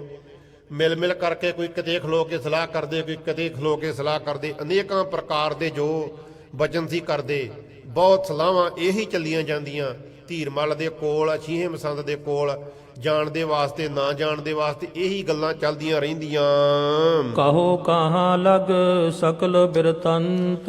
ਕਵੀ ਸੰਤੋਖ ਸਿੰਘ ਜੀ ਕਹਿੰਦੇ ਜੋ ਧੀਰਮਲ ਦੇ ਘਰ ਦੇ ਵਿੱਚ ਉਸ ਮੌਕੇ ਤੇ ਵਰਤੰਤ ਵਰਤਿਆ ਉਹ ਮੈਂ ਕਿੱਥੋਂ ਤੱਕ ਲਿਖਾਂ, ਕਿਉਂਕਿ ਜੇ ਲਿਖਦਾ ਤੇ ਗ੍ਰੰਥ ਭਰ ਜਾਣਾ, ਗ੍ਰੰਥ ਵੱਡਾ ਹੋ ਜਾਣਾ ਹੈ। ਕਿੱਥੋਂ ਕੁ ਤੱਕ ਮੈਂ ਸਾਰੀ ਜੋ ਵਾਰਤਾ ਧੀਰਮਲ ਦੇ ਵਿੱਚ ਤੇ ਛੇਵੇਂ ਮਸੰਦ ਦੇ ਵਿੱਚ ਹੋਈ ਉਹ ਮੈਂ ਤੁਹਾਨੂੰ ਖੋਲ ਕਰਕੇ ਦੱਸਾਂ। ਚਿਤ ਮੈਂ ਅਤ ਚਿੰਤਾ ਚਿਤਵੰਤ। ਪਰ ਕਵੀ ਜੀ ਕਹਿੰਦੇ ਕਿ ਧੀਰਮਲ ਨੂੰ ਕਿਸੇ ਪ੍ਰਕਾਰ ਦੇ ਨਾਲ ਸ਼ਾਂਤੀ ਨਹੀਂ ਹੈ, ਬੜੀ ਚਿੰਤਾ ਮਨ ਦੇ ਵਿੱਚ, ਵਾਰ-ਵਾਰ ਯਤਨ ਕਰਦਾ ਕਿ ਜਾਣਾ ਚਾਹੀਦਾ, ਇੱਕ ਵਾਰ ਉਦਮ ਕਰਨ ਦਾ ਕੀ ਡਰ ਹੈ। ਧੀਰਮਲ ਜਿਹੜਾ ਬੜੀ ਚਿੰਤਾ ਦੇ ਸਹਿਤ ਹੈ, ਪਰ ਛੀਹਾਂ ਡੱਕ ਦਿੰਦਾ ਹੈ, ਬਹੁਤ ਦੁਖੀ ਹੈ ਧੀਰਮਲ ਇਸ ਗੱਲ ਨੂੰ ਲੈ ਕਰਕੇ। ਗੁਰ ਪਰ ਕਰੇ ਜਬੇ ਵਿਸ਼ਵਾਸ। ਕਵੀ ਜੀ ਕਹਿੰਦੇ ਜਦੋਂ ਧੀਰਮਲ ਜਿਹੜਾ ਹੈ ਗੁਰੂ ਤੇਗ ਬਹਾਦਰ ਸਾਹਿਬ ਜੀ ਉੱਤੇ ਵਿਸ਼ਵਾਸ ਕਰਦਾ, ਉਹਨਾਂ ਦੇ ਗੁਣਾਂ ਨੂੰ ਯਾਦ ਕਰਕੇ, ਸੁਭਾਅ ਨੂੰ ਵੇਖ ਕਰਕੇ ਜਦੋਂ ਯਕੀਨ ਧਾਰਨ ਕਰਦਾ, ਦੁਸ਼ਟ ਮਸੰਦ ਸੋ ਦੇਤ ਬਿਨਾਸ਼। ਤੇ ਉਧਰੋਂ ਜਿਹੜਾ ਛੀਹਾਂ ਮਸੰਦ ਹੈ ਉਹ ਆ ਜਾਂਦਾ। ਉਹ ਕਈ ਪ੍ਰਕਾਰ ਦੀਆਂ ਗੱਲਾਂ ਕਹਿ ਕਰਕੇ, ਕਈ ਪ੍ਰਕਾਰ ਦੇ ਔਗਣ ਥੋਪ ਕਰਕੇ ਤੇ ਧੀਰਮਲ ਨੂੰ ਡਰਾ ਕਰਕੇ ਤੇ ਫੇਰ ਉਸ ਦਾ ਜੋ ਵਿਸ਼ਵਾਸ ਸੀ ਉਹ ਤੋੜ ਦਿੰਦਾ, ਸਰਦਾ ਭੰਗ ਕਰ ਦਿੰਦਾ, ਰੋਕ ਦਿੰਦਾ। ਗੁਰ ਜਸ ਸਵਾਂਤੀ ਬੂੰਦ ਸਮਾਨ। ਹੁਣ ਕਵੀ ਜੀ ਕਹਿੰਦੇ ਆ ਕਿ ਜੋ ਗੁਰੂ ਦਾ ਜਸ ਹੈ ਨਾ, ਗੁਰੂ ਦੀ ਵਡਿਆਈ ਹੈ ਜਾਂ ਗੁਰੂ ਕੀ ਬਾਣੀ ਹੈ, ਇਹ ਸਵੰਤੀ ਬੂੰਦ ਦੀ ਤਰ੍ਹਾਂ ਹੈ। ਜਿਸ ਤਰ੍ਹਾਂ ਸਵੰਤੀ ਬੂੰਦ ਹੁੰਦੀ ਨਾ, ਇਸ ਤਰ੍ਹਾਂ ਗੁਰੂ ਦਾ ਜਸ ਜਿਹੜਾ ਹੈ ਉਹ ਜਾਣ ਲੈਣਾ ਕਰੋ। ਸਿੱਖ ਮਨ ਸੁਖਤਾ ਪਰੇ ਜਿਆਨ। ਜੋ ਸਿੱਖਾਂ ਦੇ ਮਨ ਰੂਪੀ ਮੋਤੀ ਹੈ ਨਾ, ਜਦੋਂ ਸਵੰਤੀ ਬੂੰਦ ਸਿੱਖਾਂ ਦੇ ਮਨ ਰੂਪੀ ਮੋਤੀ ਵਿੱਚ ਆ ਕਰਕੇ ਪੈਂਦੀ, ਜਦੋਂ ਸਿੱਖਾਂ ਦੇ ਮਨ ਦੇ ਵਿੱਚ ਗੁਰੂ ਦੀ ਵਡਿਆਈ ਆ ਕਰਕੇ, ਸਿੱਖਾਂ ਦੇ ਮਨ ਰੂਪੀ ਮੋਤੀ ਵਿੱਚ ਆ ਕਰਕੇ ਟਿਕਦੀ, ਜਦੋਂ ਸੁਣਦੇ ਸਿੱਖ, ਮੁਕਤਾ ਆਨੰਦ ਅਮੋਲਕ ਹੋਏ। ਉਸ ਮੌਕੇ ਤੇ ਆਨੰਦ ਰੂਪੀ ਅਮੋਲਕ ਮੋਤੀ ਜੋ ਇਹ ਪ੍ਰਾਪਤ ਹੁੰਦਾ, ਇੰਨਾ ਆਨੰਦ ਪ੍ਰਾਪਤ ਹੁੰਦਾ ਜੋ ਗੁਰੂ ਦਾ ਜਸ ਰੂਪੀ ਸਵੰਤੀ ਬੂੰਦ ਹੈ, ਵਡਿਆਈ ਰੂਪੀ ਸਵੰਤੀ ਬੂੰਦ ਹੈ, ਨਾਮ ਰੂਪੀ ਸਵੰਤੀ ਬੂੰਦ ਹੈ, ਜਦੋਂ ਸਿੱਖਾਂ ਦੇ ਮਨ ਰੂਪੀ ਮੋਤੀ ਵਿੱਚ ਆ ਕਰਕੇ ਪੈਂਦੀ ਤੇ ਆਨੰਦ ਐਸ ਦੁਨੀਆ ਦਾ ਤੇ ਅਗਲੇ ਲੋਕ ਦਾ ਆਨੰਦ, ਮੁਕਤੀ ਪ੍ਰਾਪਤ ਹੋ ਜਾਂਦੀ। ਅਮੋਲਕ ਮੋਤੀ, ਆਨੰਦ ਰੂਪੀ ਮੋਤੀ ਪ੍ਰਾਪਤ ਹੋ ਜਾਂਦਾ। ਦਰਦ ਚਿੰਤਾ ਸਭ ਦੇ ਕੋਏ। ਤੇ ਜਿਸ ਕਰਕੇ ਸਾਰਾ ਦਲਿੱਦਰ, ਆਲਸ ਤੇ ਗਰੀਬੀ ਤੇ ਚਿੰਤਾ, ਦੁੱਖ, ਇਹ ਸਾਰੇ ਨਾਸ ਹੋ ਜਾਂਦੇ ਗੁਰੂ ਦਾ ਜਸ ਰੂਪੀ ਸਵੰਤੀ ਬੂੰਦ ਪੈਣ ਦੇ ਨਾਲ, ਜਦੋਂ ਆਨੰਦ ਰੂਪੀ ਅਮੋਲਕ ਮੋਤੀ ਪ੍ਰਾਪਤ ਹੁੰਦਾ। ਦੁਸ਼ਟ ਸਰਪ ਕੇ ਅੰਤਰ ਪਰੈ। ਤੇ ਜਦੋਂ ਉਹੀ ਸਵੰਤੀ ਬੂੰਦ ਕਿਸੇ ਸੱਪ ਦੇ ਮੂੰਹ ਦੇ ਵਿੱਚ ਪੈ ਜਾਵੇ, ਕਿਉਂਕਿ ਸਵੰਤੀ ਬੂੰਦ ਨੂੰ ਧਾਰਨ ਦਾ ਆਪੋ ਆਪਣਾ ਟਿਕਾਣਾ ਹੈ, ਆਪੋ ਆਪਣਾ ਸੁਭਾਅ ਹੈ। ਜਿਸ ਦੇ ਉੱਤੇ ਸਵੰਤੀ ਬੂੰਦ ਪੈਂਦੀ ਹੈ, ਸਾਰਿਆਂ ਨੂੰ ਇੱਕੋ ਜਿਹਾ ਫਲ ਨਹੀਂ ਪ੍ਰਾਪਤ ਹੁੰਦਾ। ਜੋ ਸਵੰਤੀ ਬੂੰਦ ਹੈ, ਇਹ ਵਜੰਤੀ ਮਾਲਾ ਵੀ ਕਹਿੰਦੇ ਇਹਦੀ ਬਣਾਈ ਜਾਂਦੀ, ਜੋ ਪਰਮੇਸ਼ਰ ਆਪ ਗਲੇ ਦੇ ਵਿੱਚ ਪਹਿਨਦਾ ਹੈ। ਬਾਂਸੀ ਸਿੱਪੀ ਸੂਕਰੀ ਗਿਰੀ ਕਰੀ ਮਟਸਾਲ, ਇਹ ਖਟ ਮੋਤੀ ਪੋਈਏ ਬਣੇ ਬਜੰਤੀ ਮਾਲ। ਜਦੋਂ ਸਵੰਤੀ ਬੂੰਦ ਵਾਂਸ ਤੇ ਪੈਂਦੀ ਹੈ, ਉੱਥੇ ਮੋਤੀ ਪ੍ਰਾਪਤ ਹੁੰਦਾ, ਮੋਤੀ ਬਣ ਜਾਂਦਾ ਹੈ। ਜਦੋਂ ਸਿੱਪੀ ਦੇ ਵਿੱਚ ਪੈਂਦੀ ਹੈ, ਉਸ ਮੌਕੇ ਤੇ ਮੋਤੀ ਬਣ ਜਾਂਦਾ ਹੈ। ਜਦੋਂ ਸੂਰ ਤੇ ਪੈਂਦੀ ਹੈ ਸਿਰ ਦੇ ਉੱਤੇ, ਉੱਥੇ ਮੋਤੀ ਬਣ ਜਾਂਦਾ। ਹਾਥੀ ਦੇ ਮੱਥੇ ਤੇ ਪੈਣ ਨਾਲ ਮੋਤੀ ਬਣ ਜਾਂਦਾ ਹੈ। ਪਹਾੜ ਦੇ ਉੱਤੇ ਸਵੰਤੀ ਬੂੰਦ ਪੱਥਰ ਉੱਤੇ ਪੈਣ ਦੇ ਨਾਲ ਮੋਤੀ ਬਣ ਜਾਂਦਾ। ਇਹ 6 ਪ੍ਰਕਾਰ ਦੇ ਮੋਤੀ ਜਿਹੜੇ ਲੈ ਕਰਕੇ ਤੇ ਵਜੰਤੀ ਮਾਲਾ ਬਣਦੀ, ਜਿਸ ਨੂੰ ਪਰਮੇਸ਼ਰ ਆਪਣੇ ਗਲੇ ਵਿੱਚ ਪਹਿਨਦਾ ਹੈ। ਇਸੇ ਪ੍ਰਕਾਰ ਜੋ ਸਵੰਤੀ ਬੂੰਦ ਹੈ, ਜੇ ਕੇਲੇ ਤੇ ਪੈ ਜਾਵੇ ਕਪੂਰ ਬਣ ਜਾਂਦਾ ਹੈ, ਬੇਰੀ ਤੇ ਪੈ ਜਾਵੇ ਚੰਦਨ ਬਣ ਜਾਂਦਾ ਹੈ। ਪਰ ਇਹੀ ਸਵੰਤੀ ਬੂੰਦ ਹੈ, ਜੇ ਕੁੱਤੇ ਤੇ ਪੈ ਜਾਵੇ ਕੁੱਤਾ ਹਲਕਾ ਹੋ ਜਾਂਦਾ ਹੈ। ਇਹੀ ਸਵੰਤੀ ਬੂੰਦ ਜੇ ਗਿੱਦੜ ਤੇ ਪੈ ਜਾਵੇ ਗਿੱਦੜ ਹਲਕਾ ਹੋ ਜਾਂਦਾ ਹੈ। ਇਹੀ ਸਵੰਤੀ ਬੂੰਦ ਹੈ, ਜੇ ਸੱਪ ਦੇ ਮੂੰਹ ਦੇ ਵਿੱਚ ਪੈ ਜਾਵੇ ਤੇ ਸੱਪ ਦਾ ਦੁੱਗਣਾ ਜ਼ਹਿਰ ਵੱਧ ਜਾਂਦਾ ਹੈ। ਸਵੰਤੀ ਬੂੰਦ ਨੂੰ ਧਾਰਨ ਦੇ ਵੱਖੋ ਵੱਖ ਸੁਭਾਅ ਨੇ। ਇਹ ਹੁਣ ਕਵੀ ਜੀ ਕਹਿ ਰਹੇ ਨੇ ਗੁਰੂ ਦੇ ਜਸ ਰੂਪੀ ਸਵੰਤੀ ਬੂੰਦ ਹੈ। ਜਦੋਂ ਸਿੱਖਾਂ ਦੇ ਮਨ ਰੂਪੀ ਮੋਤੀ ਵਿੱਚ ਆ ਕਰਕੇ ਗੁਰੂ ਦਾ ਜਸ ਟਿਕਦਾ, ਉਦੋਂ ਕਿਹੜਾ ਮੋਤੀ ਪ੍ਰਾਪਤ ਹੁੰਦਾ? ਆਨੰਦ ਰੂਪੀ ਮੋਤੀ, ਕਲਿਆਣ ਰੂਪੀ ਮੋਤੀ ਪ੍ਰਾਪਤ ਹੁੰਦਾ, ਜਿਸ ਕਰਕੇ ਸਾਰੇ ਦਲਿੱਦਰ, ਚਿੰਤਾ, ਆਲਸ, ਦੁੱਖ ਦੂਰ ਹੋ ਜਾਂਦੇ। ਉਹੀ ਗੁਰੂ ਦਾ ਜਸ ਜਦੋਂ ਕਿਸੇ ਦੁਸ਼ਟ ਦੇ ਕੰਨਾਂ ਵਿੱਚ ਪੈਂਦਾ, ਪਾਪੀ ਲੋਕ ਸੁਣਦੇ, ਜਿਸ ਤਰ੍ਹਾਂ ਸੱਪ ਦੇ ਮੂੰਹ ਦੇ ਵਿੱਚ ਪੈਣ ਦੇ ਨਾਲ ਸੱਪ ਦਾ ਜ਼ਹਿਰ ਵੱਧ ਜਾਂਦਾ ਨਾ, ਜਦੋਂ ਦੁਸ਼ਟ ਜਿਹੜਾ ਹੈ ਗੁਰੂ ਕਾ ਜਸ ਸੁਣਦਾ ਤੇ ਗੁਰੂ ਦਾ ਜਸ ਸੁਣ ਕੇ ਉਹ ਸਹਾਰ ਨਹੀਂ ਸਕਦਾ। ਬੜਾ ਦੁੱਖ ਹੁੰਦਾ ਉਸ ਮੌਕੇ ਤੇ ਉਹਨੂੰ, ਕਿਉਂਕਿ ਜਦੋਂ ਸੱਪ ਦੇ ਵਿੱਚ ਜ਼ਹਿਰ ਵੱਧਦਾ ਸੱਪ ਉਦੋਂ ਹੀ ਬੜਾ ਦੁਖੀ ਹੁੰਦਾ ਹੈ। ਕਲਪੜ ਸੱਪ ਜਿਹੜਾ ਹੈ ਦੁਖੀ ਹੋ ਕਰਕੇ ਡੰਗ ਮਾਰਦਾ ਜਿਹਨੂੰ ਮਾਰਦਾ ਹੈ। ਇਹ ਦੁਸ਼ਟ ਲੋਕ ਜਦੋਂ ਗੁਰੂ ਕਾ ਜਸ ਸੁਣਦੇ, ਜਦੋਂ ਗੁਰੂ ਕਾ ਜਸ ਰੂਪੀ ਸਵੰਤੀ ਬੂੰਦ ਇਹਨਾਂ ਦੇ ਕੰਨਾਂ ਰੂਪ ਡੋਨਿਆਂ ਵਿੱਚ ਪੈਂਦੀ ਤੇ ਇਹਨਾਂ ਦਾ ਜ਼ਹਿਰ ਵੱਧ ਜਾਂਦਾ। ਇਹਨਾਂ ਦੇ ਜਦੋਂ ਆ ਕਰਕੇ ਕੰਨਾਂ ਵਿੱਚ ਪੈਂਦੀ, ਫਿਰ ਇਹ ਜੋ ਨਿੰਦਕ ਦੁਸ਼ਟ ਲੋਕ ਨੇ ਜਦੋਂ ਇਹ ਗੁਰੂ ਕਾ ਜਸ ਸਰਵਣ ਕਰਦੇ, ਇਹਨਾਂ ਦੇ ਅੰਦਰ ਜਾ ਕਰਕੇ ਕੰਨਾਂ ਰਾਹੀਂ ਅੰਦਰ ਗੁਰੂ ਕਾ ਜਸ ਵਡਿਆਈ ਪ੍ਰਵੇਸ਼ ਕਰਦੀ। ਜਦੋਂ ਨਿੰਦਾ ਬਿਖ ਕੋ ਤਤ ਛਿਨ ਕਰੈ। ਤੇ ਜਿਸ ਤਰ੍ਹਾਂ ਸੱਪ ਦੀ ਜ਼ਹਿਰ ਵੱਧ ਜਾਂਦੀ ਨਾ, ਤੇ ਜੋ ਦੁਸ਼ਟ ਲੋਕ ਨੇ, ਪਾਪੀ ਲੋਕ ਨੇ, ਗੁਰੂ ਦਾ ਜਸ ਜਦੋਂ ਸਰਵਣ ਕਰਦੇ ਨਿੰਦਿਆ ਉਹ ਕਰਨੀ ਦੁੱਗਣੀ ਸ਼ੁਰੂ ਕਰ ਦਿੰਦੇ। ਇਹ ਝੂਠ ਬੋਲ ਰਹੇ ਨੇ। ਕੀ ਗੁਰੂ ਕੀ ਬਾਣੀ ਕਿਸੇ ਦਾ ਸਵਾਰ ਸਕਦੀ ਹੈ? ਕੀ ਕਰਨ ਨੂੰ ਗੁਰਦੁਆਰੇ ਜਾਣਾ ਹੈ? ਕੀ ਸਤ ਸੰਗਤ ਦਾ ਫਾਇਦਾ ਹੈ? ਉਹ ਵਿਹਲੇ ਲੋਕਾਂ ਦਾ ਕੰਮ ਹੈ। ਇਸ ਤਰ੍ਹਾਂ ਉਹ ਦੂਣੀ ਨਿੰਦਿਆ ਜਿਹੜੀ ਹੈ ਗੁਰੂ ਕੀ ਕਰਨੀ ਸ਼ੁਰੂ ਕਰ ਦਿੰਦੇ। ਜਦੋਂ ਗੁਰੂ ਕਾ ਜਸ ਰੂਪੀ ਸਵੰਤੀ ਬੂੰਦ ਕੰਨਾਂ ਰੂਪੀ ਡੂਨਿਆਂ ਵਿੱਚ ਪੈਂਦੀ, ਉਹ ਦੂਣੀ ਤਿਗਣੀ ਨਿੰਦਿਆ ਸ਼ੁਰੂ ਕਰ ਦਿੰਦੇ। ਬੁਰਾ ਕਰੇ ਲੋਕਨ ਡਸ ਜਾਏ। ਤੇ ਜਿਹੜਾ ਸੱਪ ਹੈ ਜਦੋਂ ਸਵੰਤੀ ਬੂੰਦ ਮੂੰਹ ਵਿੱਚ ਪੈਂਦੀ ਤੇ ਉਹ ਬੁਰਾ ਕਰਦਾ, ਲੋਕਾਂ ਨੂੰ ਡੰਗ ਮਾਰਦਾ, ਲੋਕਾਂ ਨੂੰ ਲੜਦਾ। ਸੱਪ ਜਿਹੜਾ ਮੌਤ ਦਾ ਕਾਰਨ ਬਣਦਾ। ਗੁਰ ਨਿਸ਼ਚਾ ਕਹੇ ਦੇਤ ਡੁਲਾਏ। ਇਧਰੋਂ ਜੋ ਪਾਪੀ ਲੋਕ ਨੇ ਉਹ ਕੀ ਡੰਗ ਮਾਰਦੇ, ਉਹ ਗੁਰੂ ਕੀ ਨਿੰਦਿਆ ਜਿਹੜੀ ਹੈ ਬੜੇ ਤਰੀਕੇ ਦੇ ਨਾਲ ਉਦਾਹਰਨਾਂ ਦੇ ਕਰਕੇ ਕਰਦੇ, ਦੁਖੀ ਹੋਏ ਵਡਿਆਈ ਸੁਣ ਕੇ। ਤੇ ਜੋ ਗੁਰੂ ਘਰ ਦੇ ਵਿੱਚ ਜਾਣ ਦੇ ਵਾਸਤੇ ਨਿਸ਼ਚਾ ਹੁੰਦਾ ਨਾ, ਉਹ ਡੁਲਾ ਦਿੰਦੇ, ਨਿਸ਼ਚਾ ਤੋੜ ਦਿੰਦੇ। ਕਈ ਪ੍ਰਕਾਰ ਦੀਆਂ ਉਦਾਹਰਨਾਂ ਦੇ ਕਰਕੇ, ਐਵੇਂ ਕਿ ਫਲਾਨਾ ਬੰਦਾ ਇੰਨਾ ਚਿਰ ਸੰਗਤ ਵਿੱਚ ਗਿਆ, ਉਹਨੂੰ ਕੀ ਪ੍ਰਾਪਤ ਹੋਇਆ, ਅੱਗੇ ਨਾਲ ਵੀ ਔਖਾ ਹੋਤੇ। ਇਸ ਤਰ੍ਹਾਂ ਕਰਕੇ ਕਈ ਪ੍ਰਕਾਰ ਦੀਆਂ ਦਲੀਲਾਂ ਦੇ ਕਰਕੇ ਜੇ ਗੁਰੂ ਘਰ ਦੇ ਵਿੱਚ ਨਿਸ਼ਚਾ ਜੇ ਵੱਜ ਜਾਂਦਾ ਕਿਸੇ ਦਾ ਤੋੜ ਦਿੰਦੇ, ਸ਼ਰਧਾ ਭੰਗ ਕਰ ਦਿੰਦੇ। ਖੋਟੀ ਸੰਗਤ ਰੰਗਤ ਹੋਏ। ਕਿਉਂ ਕਰਕੇ ਕਵੀ ਜੀ ਕਹਿੰਦੇ ਆ ਕਿ ਜਦੋਂ ਕੋਈ ਸੰਗਤ ਧਾਰਨ ਕਰੇਗਾ, ਸੰਗਤ ਦੀ ਰੰਗਤ ਜ਼ਰੂਰ ਹੋਵੇਗੀ। ਜੇ ਤੇ ਕੋਈ ਕਰੇਗਾ ਚੰਗੀ ਸੰਗਤ, ਰੱਬ ਦੇ ਪਿਆਰਿਆਂ ਦੀ ਸੰਗਤ, ਗੁਰਸਿੱਖਾਂ ਦੀ ਸੰਗਤ, ਤੇ ਉਹਦਾ ਰੱਬ ਦੇ ਪਿਆਰਿਆਂ ਦੇ ਨਾਲ ਨਹੀਂ ਵੱਧ ਜਾਵੇਗਾ, ਰੱਬ ਦੇ ਨਾਲ ਉਹ ਜੋੜ ਦੇਣਗੇ। ਤੇ ਜੇ ਕੋਈ ਖੋਟੀ ਸੰਗਤ ਕਰ ਲਵੇਗਾ ਤੇ ਉਹਨੂੰ ਉਹ ਜੀ ਰੰਗਤ ਹੋਵੇਗੀ। ਸੰਗਤ ਦੀ ਰੰਗਤ ਜ਼ਰੂਰ ਹੋਵੇਗੀ। ਜੇ ਕੋਈ ਸੰਗਤ ਕਰੇਗਾ ਪਾਪੀ ਪੁਰਸ਼ਾਂ ਦੀ, ਚੋਰਾਂ ਦੀ, ਡਾਕੂਆਂ ਦੀ, ਨਿੰਦਕਾਂ ਦੀ, ਤੇ ਉਹ ਨਿੰਦਿਆ ਕਰਨ ਲੱਗ ਜਾਵੇਗਾ। ਜੇ ਕੋਈ ਸੰਗਤ ਕਰੇਗਾ ਸਾਧੂ ਜਨਾਂ ਦੀ, ਗੁਰਸਿੱਖਾਂ ਦੀ, ਸਤ ਸੰਗਤ ਕਰਨ ਵਾਲਿਆਂ ਦੀ, ਉਹਨੂੰ ਉਹ ਜੀ ਰੰਗਤ ਹੋ ਜਾਵੇਗੀ। ਸੰਗਤ ਜਿਸ ਤਰ੍ਹਾਂ ਦੀ ਕੋਈ ਕਰੇਗਾ, ਸੰਗਤ ਦੀ ਰੰਗਤ ਜ਼ਰੂਰ ਹੋਵੇਗੀ। ਖੋਟੀ ਸੰਗਤ ਕਰਨ ਦੇ ਨਾਲ ਉਹ ਜੀ ਰੰਗ ਜ਼ਰੂਰ ਲੱਗ ਜਾਵੇਗਾ। ਕਹੋ ਕੌਣ ਬਿਗੜਿਓ ਨਹੀਂ ਜੋਏ। ਹੁਣ ਕਵੀ ਜੀ ਕਹਿੰਦੇ ਕੋਈ ਕਰ ਲਵੇ ਖੋਟੀ ਸੰਗਤ, ਨਿੰਦਕਾਂ ਦੇ ਨਾਲ ਸੰਗਤ ਹੋਏ, ਪਾਪੀਆਂ ਪਾਮਰਾਂ ਪੁਰਸ਼ਾਂ ਦੇ ਨਾਲ ਸੰਗਤ ਹੋਵੇ, ਦੱਸੋ ਕਿਹੜਾ ਹੈ ਦੁਨੀਆ ਦੇ ਵਿੱਚ ਜਿਹੜਾ ਖੋਟੀ ਸੰਗਤ ਦੇ ਨਾਲ ਰਲ ਕਰਕੇ ਦੇ ਵਿਗੜਿਆ ਨਹੀਂ ਹੈ? ਇਹ ਕਦੀ ਹੋ ਹੀ ਨਹੀਂ ਸਕਦਾ ਕਿ ਮਨੁੱਖ ਜੋ ਹੈ ਉਹ ਨਿੰਦਕਾਂ ਦੀ ਸੰਗਤ ਕਰੇ ਤੇ ਗੁਰਦੁਆਰੇ ਵੀ ਆਵੇ, ਲੋਕਾਂ ਨੂੰ ਕਹੇ ਬਾਣੀ ਪੜੋ। ਇਹ ਕਦੀ ਨਹੀਂ ਹੋ ਸਕਦਾ। ਤੋੜ ਦੇਵੇਗਾ ਦੋ ਚੋਂ ਦਸਾਂ ਨੂੰ, ਕਦੀ ਵਾਸਤੇ ਜੋੜ ਨਹੀਂ ਸਕੇਗਾ। ਹੁਣ ਕਵੀ ਜੀ ਕਹਿੰਦੇ ਦੱਸੋ ਸੰਗਤ ਕਰਨ ਦੇ ਨਾਲ ਕੌਣ ਕੌਣ ਨਹੀਂ ਵਿਗੜਿਆ? ਕਿੰਨੇ ਨੇ ਦੁਨੀਆ ਵਿੱਚ ਜਿਹੜੇ ਸੰਗਤ ਕਰਨ ਦੇ ਨਾਲ ਹੀ ਵਿਗੜ ਗਏ। ਈਮਨਾਬਾਦ ਵਾਲਿਆਂ ਨੇ ਕੀ ਗਲਤੀ ਕੀਤੀ ਸੀ? ਜਦੋਂ ਭਾਈ ਲਾਲੋ ਨੇ ਪੁੱਛਿਆ ਗੁਰੂ ਨਾਨਕ ਸਾਹਿਬ ਜੀ ਨੂੰ ਕਿ ਗਲਤੀਆਂ ਕਰਨ ਵਾਲੇ ਤੇ ਥੋੜੇ ਸੀ ਤੇ ਗੁਨਾਹ ਬਹੁਤੇ ਨੂੰ ਭੁਗਤਣਾ ਪਿਆ ਹੈ, ਮਹਾਰਾਜ ਨੇ ਕਿਹਾ ਭਾਈ ਲਾਲੋ ਇਹ ਸੰਗਤ ਦੀ ਰੰਗਤ ਹੈ, ਗਲਤੀ ਇੱਕ ਕਰਦਾ ਭੁਗਤਣੀ ਸਾਰਿਆਂ ਨੂੰ ਪੈਂਦੀ ਹੈ। ਖੋਟੀ ਸੰਗਤ ਦੀ ਰੰਗਤ ਜ਼ਰੂਰ ਹੁੰਦੀ ਹੈ। ਖੋਟੀ ਸੰਗਤ ਕਰਕੇ ਕਵੀ ਜੀ ਕਹਿੰਦੇ ਦੱਸੋ ਕੌਣ ਹੈ ਜਿਹੜਾ ਨਹੀਂ ਵਿਗੜ ਸਕਿਆ, ਜਿਹੜਾ ਗੁਰੂ ਘਰ ਦੇ ਨਾਲੋਂ ਨਹੀਂ ਟੁੱਟ ਸਕਿਆ। ਪ੍ਰਥਮ ਧੀਰ ਮਲ ਦਵੈਸੀ ਆਪ। ਪਹਿਲੋਂ ਤੇ ਕਵੀ ਜੀ ਕਹਿੰਦੇ ਆ ਕਿ ਧੀਰਮਲ ਆਪ ਹੀ ਘੱਟ ਨਹੀਂ ਸੀ, ਬੜਾ ਵੱਡਾ ਈਰਖਾਲੂ ਤੇ ਦੋਖੀ ਸੀ। ਕਿਸੇ ਪ੍ਰਕਾਰ ਦੀ ਧੀਰਮਲ ਦੇ ਵਿੱਚ ਕੋਈ ਕਸਰ ਨਹੀਂ ਸੀ। ਦੁਖੇ ਬਲੋਕੇ ਗੁਰੂ ਪ੍ਰਤਾਪ।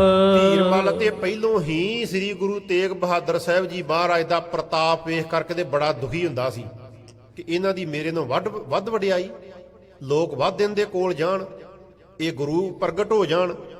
ਇਸ ਗੱਲ ਨੂੰ ਲੈ ਕਰਕੇ ਤੇ ਧੀਰਮਲ ਤੇ ਪਹਿਲੋਂ ਹੀ ਬੜਾ ਦੁਖੀ ਸੀ। ਗੁਣ ਗਨ ਪਿਖ ਉਪਜੈ ਵਿਸ਼ਵਾਸ। ਪਰ ਸੱਚ ਤੇ ਸਾਚੀ ਜਦੋਂ ਗੁਰੂ ਤੇਗ ਬਹਾਦਰ ਸਾਹਿਬ ਜੀ ਦੇ ਗੁਣਾਂ ਨੂੰ ਵੇਖਦਾ, ਸਾਰੀ ਜ਼ਿੰਦਗੀ ਵੱਲੇ ਉਹਨਾਂ ਦੀ ਝਾਤੀ ਮਾਰਦਾ, ਛੋਟੀ ਉਮਰ ਤੋਂ ਲੈ ਕਰਕੇ ਜੋ ਉਹਨਾਂ ਦੇ ਵਿੱਚ ਗੁਣ ਹੈ, ਗੁਣ ਤੇ ਸਾਹਮਣੇ ਆਉਣੇ ਹੀ ਆਉਣੇ। ਕਿੰਨੇ ਕੁ ਗੁਣ ਥੋਕ ਲੱਭੇਗਾ ਕੋਈ? ਜਦੋਂ ਉਹਨਾਂ ਦੇ ਗੁਣਾਂ ਨੂੰ ਵੇਖਦਾ ਤੇ ਉਸ ਮੌਕੇ ਤੇ ਕੁਝ ਨਾ ਕੁਝ ਵਿਸ਼ਵਾਸ ਧੀਰਮਲ ਨੂੰ ਹੁੰਦਾ ਵੀ ਠੀਕ ਹੈ, ਉਹ ਸੱਚੀ ਗੱਲ ਕਰਦੇ ਨੇ, ਸੱਚੇ ਨੇ। ਕੁਝ ਨਾ ਕੁਝ ਵਿਸ਼ਵਾਸ ਵੱਝਦਾ ਉਹ ਸ੍ਰੀ ਗੁਰੂ ਤੇਗ ਬਹਾਦਰ ਤੇ। ਦੁਸ਼ਟ ਮਸੰਦ ਸੋ ਦੇਤ ਬਿਨਾਸ਼। ਤੇ ਜੋ ਇੰਨੇ ਚਿਰ ਨੂੰ ਛੀਆਂ ਮਸੰਦ ਆ ਜਾਂਦਾ, ਉਹਦੀ ਸੰਗਤ ਹੋ ਜਾਂਦੀ, ਉਹ ਸਾਰੀ ਕਸਰ ਕੱਢ ਦਿੰਦਾ। ਜਦੋਂ ਥੋੜਾ ਬਹੁਤਾ ਵਿਸ਼ਵਾਸ ਹੁੰਦਾ, ਕੋਈ ਲਾਗੇ ਲੱਗਣ ਦੇ ਬਾਰੇ ਸੋਚਦਾ, ਛੀਆਂ ਮਸੰਦ ਜਿਹੜਾ ਉਸੇ ਵੇਲੇ ਆ ਕਰਕੇ ਦੇ ਵਿਸ਼ਵਾਸ ਤੋੜ ਦਿੰਦਾ, ਸ਼ਰਧਾ ਭੰਗ ਕਰ ਦਿੰਦਾ। ਏਮ ਕੇਤਕ ਦਿਨ ਜਬੇ ਬਿਤਾਏ। ਇਸ ਤਰ੍ਹਾਂ ਕਵੀ ਜੀ ਕਹਿੰਦੇ ਕਦੀ ਤਿਆਰੀ ਕਰਨੀ, ਕਦੀ ਹਟ ਜਾਣਾ। ਕਈ ਦਿਨ ਇਸ ਤਰ੍ਹਾਂ ਬਤੀਤ ਹੋ ਗਏ ਸਲਾਹਾਂ ਕਰਦਿਆਂ ਨੂੰ। ਧੀਰ ਮਲ ਬਹੁ ਚਿੰਤ ਉਪਾਏ। ਤੇ ਬਹੁਤ ਧੀਰ ਮਲ ਨੂੰ ਚਿੰਤਾ ਲੱਗੀ ਹੋਈ, ਦੁੱਖ ਲੱਗਾ ਹੈ ਕਿ ਜਾਵਾਂ ਕਿ ਨਾ ਜਾਵਾਂ। ਬਹੁਤ ਚਿੰਤਾ ਦੇ ਸਹਿਤ ਧੀਰ ਮਲ। ਹਠ ਕੋ ਧਾਰ ਚੜਨ ਪੁਨ ਚਾਹ। ਫਿਰ ਇੱਕ ਦਿਨ ਧੀਰ ਮਲ ਨੇ ਬਹੁਤਾ ਹੀ ਹੱਠ ਧਾਰਿਆ, ਕਹਿਣ ਲੱਗਾ ਛੀਹੇ ਜਿੰਨੀਆਂ ਮਰਜ਼ੀ ਤੂੰ ਗੱਲਾਂ ਕਰ, ਮੈਂ ਜਾਣਾ ਹੀ ਜਾਣਾ, ਮੈਂ ਨਹੀਂ ਰੁਕ ਸਕਦਾ। ਹੱਠ ਧਾਰਨ ਕਰਕੇ ਦੇ ਉਹਨੇ ਜਾਣ ਦੇ ਵਾਸਤੇ ਤਿਆਰੀ ਕੀਤੀ, ਉਤਸ਼ਾਹ ਧਾਰਨ ਕੀਤਾ ਧੀਰ ਮਲ ਨੇ। ਖੋਜੋ ਇੱਕ ਬਾਰ ਜਲ ਮਾਹ। ਧੀਰ ਮਲ ਕਹਿੰਦਾ ਇੱਕ ਵਾਰ ਮੈਂ ਜਾਵਾਂਗਾ, ਜਿੰਨੀ ਮਰਜ਼ੀ ਨਰਾਦਰੀ ਹੋ ਜਾਵੇ, ਜਿੰਨਾ ਮਰਜ਼ੀ ਕੰਮ ਵਿਗੜ ਜਾਵੇ, ਲੋਕ ਮੰਨੇ ਜਾਂ ਕਿ ਨਾ ਮੰਨੇ, ਇੱਕ ਵਾਰ ਮੈਂ ਜਾ ਕਰਕੇ ਦਰਿਆ ਵਿੱਚ ਜ਼ਰੂਰ ਭਾਲ ਕਰਾਂਗਾ। ਮਹਾਪੁਰਖ ਸ੍ਰੀ ਤੇਗ ਬਹਾਦਰ। ਧੀਰ ਮਲ ਕਹਿੰਦਾ ਕਿ ਸ੍ਰੀ ਗੁਰੂ ਤੇਗ ਬਹਾਦਰ ਸਾਹਿਬ ਜੀ ਕੋਈ ਆਮ ਮਨੁੱਖ ਨਹੀਂ, ਮਹਾਂਪੁਰਖ ਨੇ। ਗੁਰੂ ਹਰਗੋਬਿੰਦ ਸਾਹਿਬ ਜੀ ਮਹਾਰਾਜ ਦਾ ਜਿਹਦਾ ਸਤਿਕਾਰ ਕਰਦੇ ਹੋਣ, ਕੋਲ ਬਿਠਾਉਂਦੇ ਹੋਣ, ਉਹ ਆਮ ਮਨੁੱਖ ਨਹੀਂ ਹੋ ਸਕਦਾ। ਸ੍ਰੀ ਗੁਰੂ ਤੇਗ ਬਹਾਦਰ ਸਾਹਿਬ ਜੀ ਮਹਾਂਪੁਰਖ ਨੇ। ਬਚਨ ਸਾਚ ਜਿਨ ਮਾਨਿਓ ਸਾਦਰ। ਇਸ ਕਰਕੇ ਉਹਨਾਂ ਦਾ ਜੋ ਬਚਨ ਹੈ ਆਦਰ ਦੇ ਨਾਲ ਮੈਂ ਮੰਨਾਂਗਾ, ਉਹਨਾਂ ਦੇ ਬਚਨ ਦਾ ਸਤਿਕਾਰ ਕਰਾਂਗਾ। ਮੈਨੂੰ ਯਕੀਨ ਹੈ, 100 ਦਾ 100% ਯਕੀਨ ਹੈ, 101% ਯਕੀਨ ਹੈ ਕਿ ਮਹਾਰਾਜ ਕਦੀ ਝੂਠ ਨਹੀਂ ਬੋਲਦੇ। ਸਤਿਕਾਰ ਦੇ ਨਾਲ ਉਹਨਾਂ ਦਾ ਬਚਨ ਮੈਂ ਮੰਨਾਂਗਾ। ਅਨਕ ਜੁਗਤ ਕਹਿ ਦੁਸ਼ਟ ਸੁਨਾਵੇ। ਅਨਕ ਜੁਗਤ ਦਾ ਨਾਮ ਦਲੀਲ ਦਾ, ਕਈ ਪ੍ਰਕਾਰ ਦੀਆਂ ਦਲੀਲਾਂ ਉਦਾਹਰਨਾਂ ਦੇ ਕਰਕੇ ਤੇ ਛੀਹਾਂ ਮਸੰਦ ਰੋਕਦਾ ਕਿ ਨਹੀਂ ਜਾਣਾ ਚਾਹੀਦਾ। ਗੁਰੂ ਜੀ ਕੁਝ ਅਕਲ ਕਰੋ। ਕਈ ਪ੍ਰਕਾਰ ਦੀਆਂ ਦਲੀਲਾਂ ਦੇ ਕਰਕੇ ਰੋਕਣ ਦਾ ਯਤਨ ਕਰਦਾ। ਕਿਉਂ ਹੋਰਾ ਹੋਏ ਚੜਤ ਹਟਾਵੇ। ਤੇ ਛੀਹਾਂ ਮਸੰਦ ਕਹਿੰਦਾ ਗੁਰੂ ਜੀ ਸੋਚੋ ਕੁਝ, ਕਿਉਂ ਆਪਣੀ ਨਰਾਦਰੀ ਕਰ ਰਹੇ ਹੋ, ਕਿਉਂ ਹੌਲੇ ਪੈ ਰਹੇ ਹੋ ਸੰਗਤ ਦੇ ਵਿੱਚ, ਕਿਉਂ ਆਪਣੀ ਅਕਲ ਦਾ ਜਨਾਜ਼ਾ ਕਢਾ ਰਹੇ ਹੋ। ਕਹਿਓ ਕਿ ਇੱਕ ਬਾਰ ਮੈਂ ਜਾਊਂ। ਰੋਕਣ ਦਾ ਯਤਨ ਕੀਤਾ ਪਰ ਧੀਰ ਮਲ ਨੇ ਕਹਿ ਦਿੱਤਾ ਅਖੀਰ ਤੇ, ਕਹਿਣ ਲੱਗਾ ਨਹੀਂ ਮੈਂ ਨਹੀਂ ਰੁਕ ਸਕਦਾ, ਇੱਕ ਵਾਰ ਮੈਂ ਜ਼ਰੂਰ ਜਾਵਾਂਗਾ, ਜਿੰਨਾ ਮਰਜ਼ੀ ਨੁਕਸਾਨ ਹੋ ਜਾਏ, ਜੋ ਮਰਜ਼ੀ ਵਿਗੜ ਜਾਵੇ, ਮੈਂ ਇੱਕ ਵਾਰ ਚੜ ਕੇ ਜ਼ਰੂਰ ਜਾਵਾਂਗਾ। ਗੁਰਬਚ ਸਾਚ ਗ੍ਰੰਥ ਮੈਂ ਪਾਊਂ। ਤੇ ਮੈਂ ਬਚਨ ਸੱਚਾ ਮੰਨ ਕੇ ਨਾ ਉਹਨਾਂ ਦਾ, ਤੇ ਮੈਂ ਗ੍ਰੰਥ ਜ਼ਰੂਰ ਪ੍ਰਾਪਤ ਕਰ ਲਵਾਂਗਾ, ਕਿਉਂਕਿ ਉਹ ਝੂਠ ਨਹੀਂ ਬੋਲਦੇ। ਜੋ ਕੰਮ ਕਰਕੇ ਗਏ ਨੇ ਸਹੀ ਕਰਕੇ ਗਏ ਨੇ, ਮੈਂ ਜ਼ਰੂਰ ਗ੍ਰੰਥ ਪ੍ਰਾਪਤ ਕਰਾਂਗਾ। ਦੋਹਰਾ ਉਠ ਪ੍ਰਭਾਤ ਕੋ ਤਿਆਰ ਪਾ, ਕਰ ਕੈ ਸੌਚ ਸਨਾਨ। ਇਹ ਗੱਲ ਰਾਤ ਦੇ ਮੌਕੇ ਤੇ ਪੱਕੀ ਸਲਾਹ ਧੀਰ ਮਲ ਨੇ ਕੀਤੀ ਵੀ ਜਾਣਾ ਹੀ ਜਾਣਾ। ਉਸ ਦਿਨ ਅੰਮ੍ਰਿਤ ਵੇਲੇ ਧੀਰ ਮਲ ਉੱਠਿਆ ਤੇ ਸੌਚ ਦੀ ਕਿਰਿਆ ਕੀਤੀ, ਇਸ਼ਨਾਨ ਕੀਤਾ ਧੀਰ ਮਲ ਨੇ ਅੰਮ੍ਰਿਤ ਵੇਲੇ ਉੱਠ ਕਰਕੇ। ਕੇਵਟ ਬ੍ਰਿੰਦ ਬੁਲਾਏ ਕਰ, ਦੇਨ ਸਰਬ ਬਹੁਮਾਨ। ਤੇ ਫਿਰ ਉਸ ਤਰ੍ਹਾਂ ਦੀ ਸ਼ਾਇਦ ਬਾਣੀ ਨਾ ਹੀ ਪੜਦਾ, ਬਾਣੀ ਪੜੀ ਧੀਰ ਮਲ ਨੇ ਅਰਦਾਸ ਕੀਤੀ ਸ੍ਰੀ ਗੁਰੂ ਨਾਨਕ ਸਾਹਿਬ ਜੀ ਦੇ ਅੱਗੇ ਕਿ ਮਹਾਰਾਜ ਕਿਰਪਾ ਕਰਿਓ। ਸਾਰੇ ਗੁਰੂਆਂ ਦਾ ਨਾਮ ਲੈ ਕਰਕੇ ਅਰਦਾਸ ਕੀਤੀ। ਫਿਰ ਜਿਹੜੇ ਕੇਵਟ ਸੀ ਨਾ, ਮਲਾਹ ਦਰਿਆ ਦੇ ਵਿੱਚ ਵਿਚਰਨ ਵਾਲੇ, ਟੁੱਬੀਆਂ ਲਾਉਣ ਵਾਲੇ, ਉਹ ਸਾਰੇ ਬੁਲਾ ਲਏ ਧੀਰ ਮਲ ਨੇ ਆਪਣੇ ਕੋਲ। ਤੇ ਉਹਨਾਂ ਨੂੰ ਬੁਲਾ ਕਰਕੇ ਤੇ ਇਹ ਗੱਲ ਮੰਨੀ ਹੈ ਕਿ ਮੈਂ ਬਹੁਤ ਤੁਹਾਨੂੰ ਮਾਇਆ ਦੇਵਾਂਗਾ, ਤੁਹਾਡੀ ਗਰੀਬੀ ਦੂਰ ਕਰ ਦੇਵਾਂਗਾ।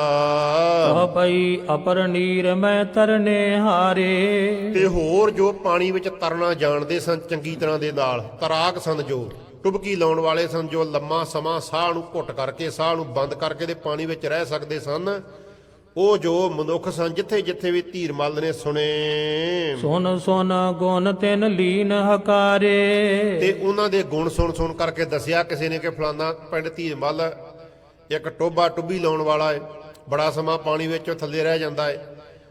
ਉਹ ਵੀ ਮੰਗਾ ਲਿਆ ਧੀਰ ਮਲ ਨੇ, ਦੂਜੇ ਦੱਸਿਆ ਉਹ ਵੀ ਮੰਗਾ ਲਿਆ। ਜਿੰਨੇ ਲੋਕਾਂ ਨੇ ਦੱਸੇ ਨਾ ਕਿ ਇਹ ਆਦਮੀ ਬੜੇ ਦਰਿਆ ਵਿੱਚ ਤਾਰੂ ਨੇ ਤੇ ਟੁੱਬੀ ਲਾਉਣ ਦੇ ਵਿੱਚ ਬੜੇ ਸਿਆਣੇ ਨੇ, ਸਾਰੇ ਧੀਰ ਮਲ ਨੇ ਆਪਣੇ ਕੋਲ ਮੰਗਾ ਲਏ। ਜਾਰ ਬ੍ਰਿੰਦ ਕੋ ਲਿਓ ਮੰਗਾਏ। ਤੇ ਫੇਰ ਬਹੁਤੇ ਜਾਲ ਜਿਹੜੇ ਸੀ ਉਹ ਧੀਰ ਮਲ ਨੇ ਮੰਗਾ ਲਏ।